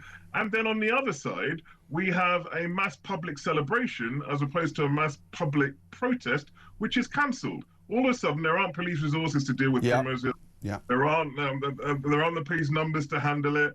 If it was a protest, would it be treated any differently? I don't know, probably. But the impression it leaves in the public mind, I don't necessarily like using the word two-tier, but this is, again, another classic example of it. We see people who, presumably most of them, will stick within the law in Primrose Hill, being punished for differences in approach which may not be taken to other people with more nefarious instincts in mind on protest. So I don't think any of this helps in terms of public mood or civic resilience. And I just think it's a shame. London is a city known for its exemplary public spaces, but instead of them being used as a kind of focus for communal citizenry, which is what they're supposed to be used for, they're increasingly being politicised as a kind of tool for minority grievance. And I think that's a shame. And you, as an architect and someone who really thinks about public space, someone who's given tours of London and other places as well, will know the lovely places that people can go. And people just, I mean, I often think the British public don't demand much. You know, they don't ask for much. They ask for a place to live, a bit of green space, you know, the bins to be collected, things to be dealt with in a reasonable way, an NHS nearby that you can rely upon, schools that teach kids proper things. And I just think that when you have the Prime Minister of this country talking about a top priority, and then says he's delighted that someone from Egypt who hates this country, who is anti-Semitic, who hates white people, who hates Britain, who has a sister who's been campaigning for him, who has praised October the 7th, for example, comes in, that we're in a situation where, yes, it might say, OK, Primrose Hill is closed. If you live in Leeds or Birmingham or Glasgow, you know, why do you care? But the point is that it's symptomatic. It's all linked, isn't it, Ike? Yeah, it's completely symptomatic. Yeah, it completely is. And that case you just mentioned, I don't want to bring up Lucy Connolly. There's a completely different situation. But look, if you look at it plainly, obviously she was seen as being breaking the law in what she said. But you could have a perfectly legitimate, objective legal argument and say she was imprisoned for what she did. You could agree or disagree with that. But here is somebody else who had invective and hate and homophobia and anti-Semitism far worse over a much longer protracted period than she did. And the red carpet is rolled out, and he's allowed to stay in Britain. So look, these issues do not help the government or us as a society feel that we're all being treated equally. And I think it's inequality. That's what is, I think, one of the most noxious elements in our society at the moment. Whether it's public spaces, whether it's what you believe in politically, whether it's where you live, even which football team you support, there is a likelihood that you will perceive, whether in reality or perception, that the authorities may treat you differently depending on what position on those issues or subjects you choose to take. And I think that's a very dangerous road to go down. As an expert on housing, perhaps I can ask you about this story in regard to asylum seekers and the fact that 200 councils are saying, give us a slice of the cake, refurbish these homes, build homes so we can give them to asylum seekers. Now, I can understand why councils want to build homes. I can understand why they want to refurbish places that need to be refurbished. But again, this story, I think, comes at the heart of what you're saying, the unfairness, the inequality, especially when it comes to people who have contributed to this country versus people who've perhaps come over in a small boat and not contributed to this country. Yeah, well, I think it would be perfectly legitimate for people to have those concerns or those grievances. And look, I'm not blaming illegal immigration or the small boats. Small boats is only one part of our wider illegal immigration problem, by the way, but I'm not blaming that for our housing crisis. Our housing crisis is complex, it's multifaceted, it's deeply embedded in lots and lots of issues that have been unraveling in this country for several decades. And there's not probably one thing that will cure it. And fundamentally, we do need to build more homes. We need increased supply. So unless we do that, we're not going to solve it. But look, a lot of politics and a lot of how the authorities convey themselves to the public is about perception, whether we like it or not. And there is a perception of unfairness. There is a perception that certain people will be given preferential treatment over people who believe that they have a greater right to that housing or to those services or whatever. I mean, the way we deal with that is by solving the housing crisis, by building more homes, is by making sure that we have the supply that can accommodate everybody. But there does have to be some kind of awareness. I mean, simple mathematics. If you have more people to house, that's going to make any problem, no matter what its cause is, worse and harder to deal with. So yes, it's another area of our kind of social fabric where this feeling of inequality and unfairness has festered. Speaking of simple mathematics, is it actually possible for 1.5 million homes to be built by the end of this Parliament, which is what Labour have promised? Angela Rayner promises as Housing Secretary. Steve Reid says it can be done. He says build, baby, build. I mean, it's not actually possible, is it? Well, I you know me, Peter, I like to be an optimist. I'm always, especially at Christmas. Yes. All kind of chat, but I think it will be. It's an insurmountable task. I don't. It would be a Christmas miracle if it happened. It would be a Christmas miracle, and if you want to prove that I'm not just being a Scrooge about it, we can look at what the government's done so far.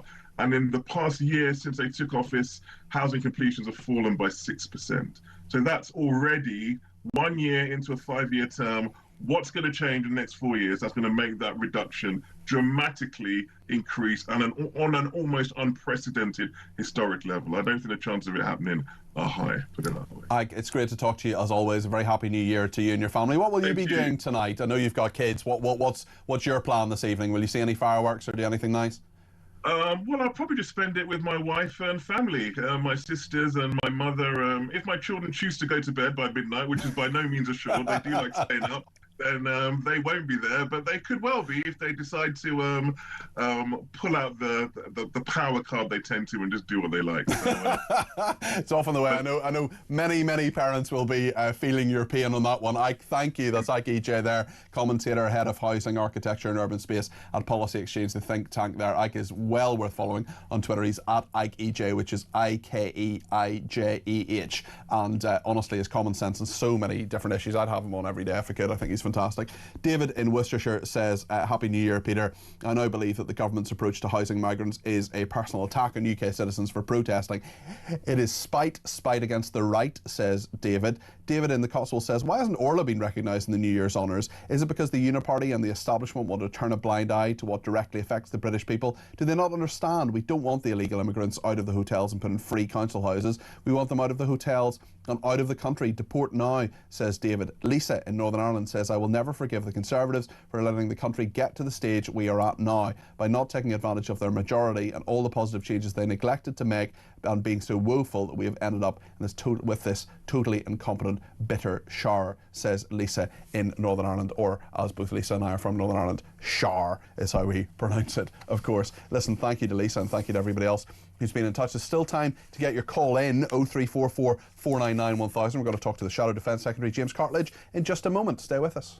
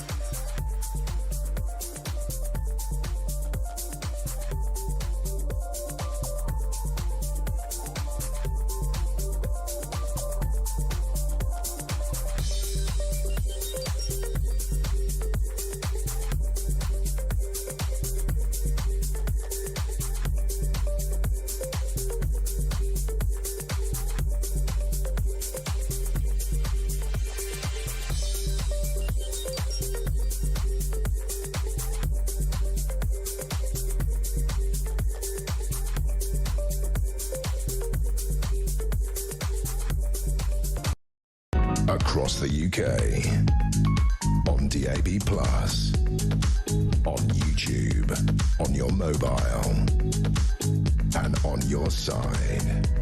This is Talk.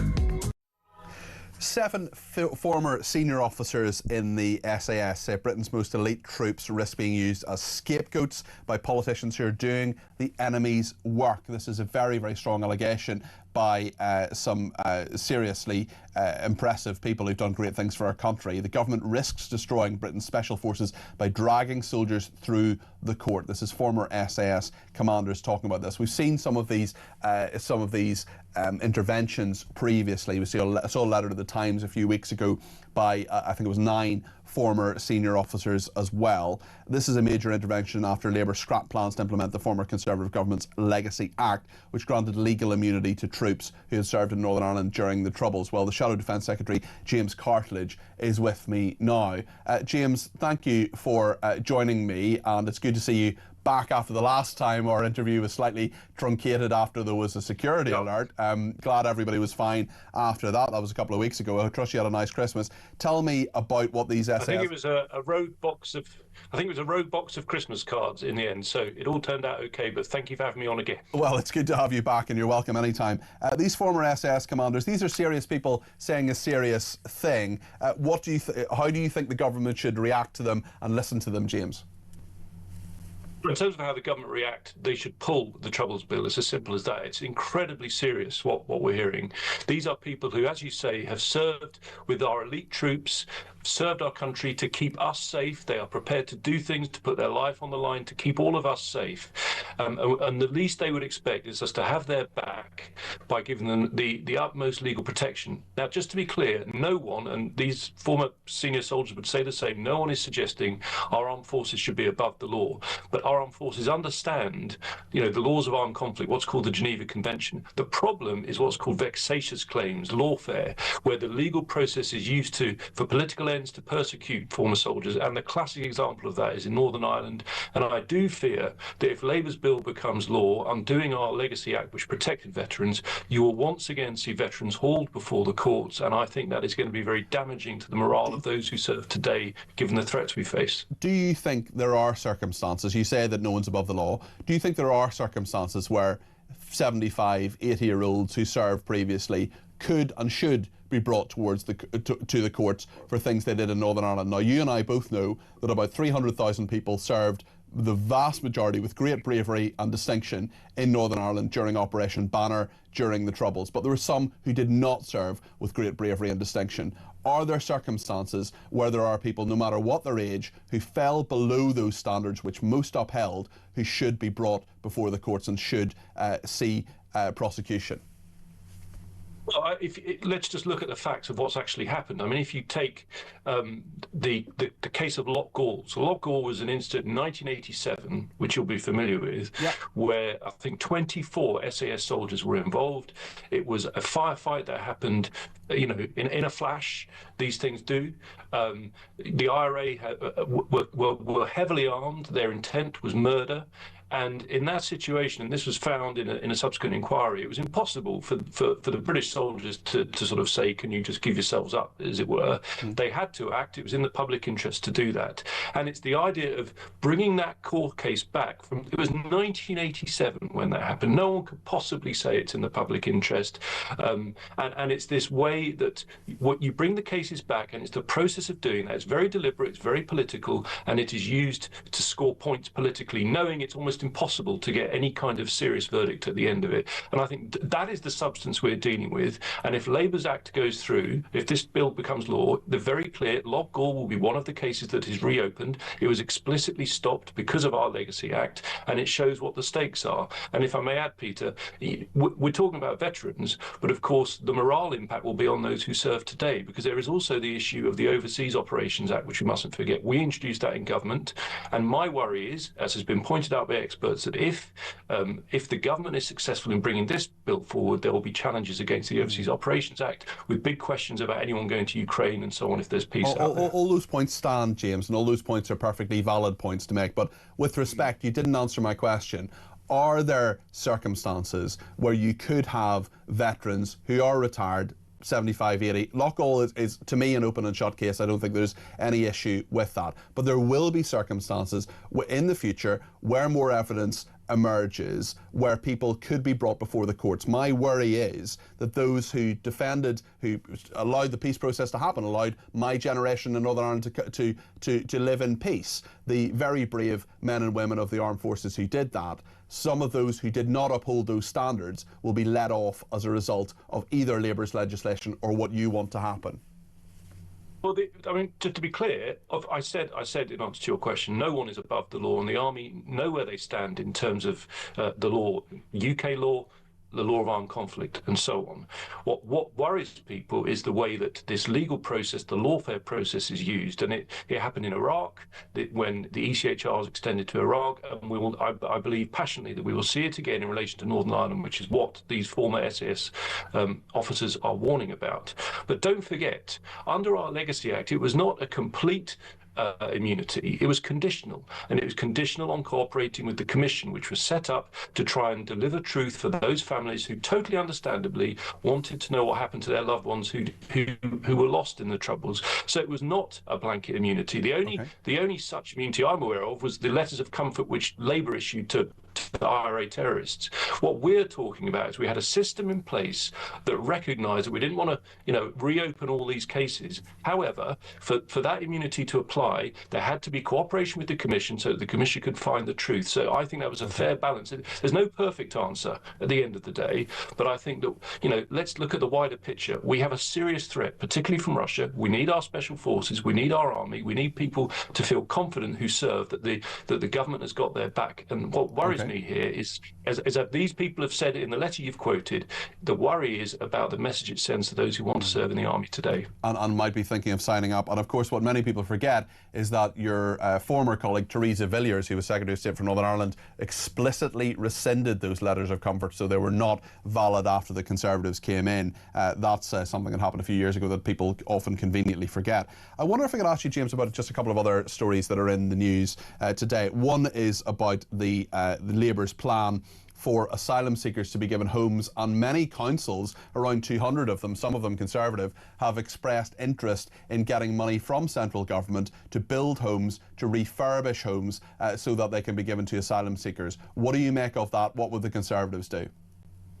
I think the most important point I would make, which was made by one of your, I think either text or email messages that you were reading before I came on the show, I probably wouldn't put it quite as bluntly, but words to the effect of, the key here is to stop the claims in the first place. And, you know, it still worries me that Labour have scrapped our Rwanda plan. Fine, that was their decision. But I do think it would have been a deterrent against people launching the small boat crossings, which thousands of people have done this year. And so I think the fundamental point, as I agree with your viewer from earlier, is that we've got to stop this at source. We have to have a deterrent that stops people from coming. That said, in terms of people who are already here, councils will have, you know, a statutory obligation, etc. If that is the case and they are asked to house these people, they will have to look at what options are there. But nobody wants that. No one wants the situation where their local authorities having to look at where to house those who are claiming asylum. If people come here illegally, particularly we're talking about small boats, which I know is such a source of frustration and anger, we have got to have a legal deterrent that stops those people from coming. And I still believe 100%, and I voted on it many times in Parliament when we were in government, that the Rwanda plan, whilst Labour have, you know, panned it as much as possible, was still a really good idea, and if they'd stuck to it, I think would have deterred people from crossing in the first place. Ala Abdul Al-Fattah is a man in the news at the moment, the Egyptian, who the Prime Minister said a top priority to bring him to this country. Now, he was given citizenship when Priti Patel was Home Secretary. This is a scandal that has engulfed the previous Conservative administration and the current Labour one. What does Priti Patel say about this? We've heard from you today, and thank you for coming on between Christmas and New Year. I appreciate that it's a time where people want family time. I appreciate you coming on, as we always do. Kevin Hollingred came on yesterday and talked about it, but we haven't heard from Priti Patel on this. Shouldn't she just clear the air, make it absolutely clear what she knew when, whether she made the decision or whether it was someone further down the food chain? Because there are questions that remain on this, are there not? I think, you know, Kemi, our leader, has been absolutely clear that she totally disagrees with this decision, that the tweets, I think they were, that were, you know, were shared by this individual were wholly abhorrent. They contained anti-Semitic language. I think they were anti-white. They were critical of people of English, German and Dutch origin. The Conservatives gave him citizenship of this country, James. Understood. Now, was the government aware of those postings at that time? I don't know. What I do know is that Kemi has been 100% clear that now that we are aware of that, this person should not be granted citizenship and should be removed from the country. And so we're very clear on that. Maybe... I can't speak for what happened in the Home Office when Priti Patel was Home Secretary. I wasn't there at the time. Priti Patel can. Why don't we have a statement from her? Why hasn't she made it clear? It's been a number of days now. We're criticising the Labour government about this. Absolutely, we've held their feet to the fire on a number of occasions on our output. But Priti Patel could make it really clear. She could say, in theory, I knew nothing about this. This was the law at the time. It was someone further down the food chain. She could make it clear, but she hasn't. Kevin, will you be asking her to make it clear?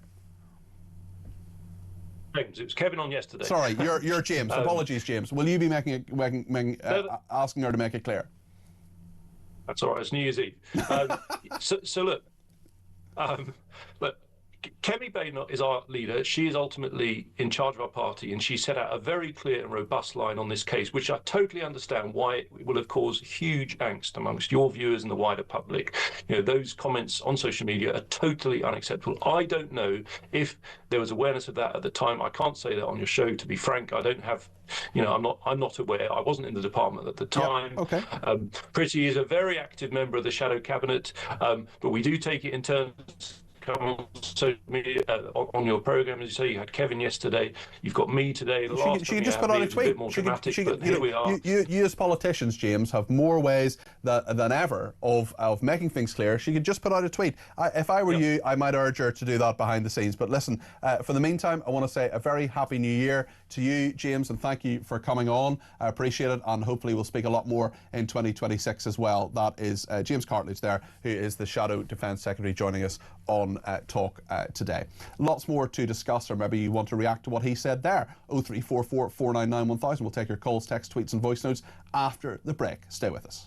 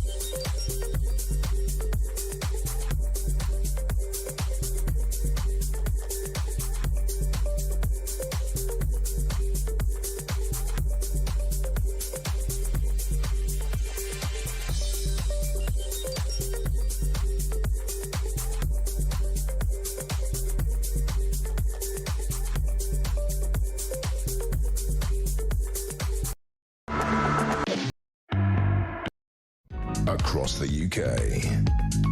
On DAB+, on YouTube, on your mobile, and on your side.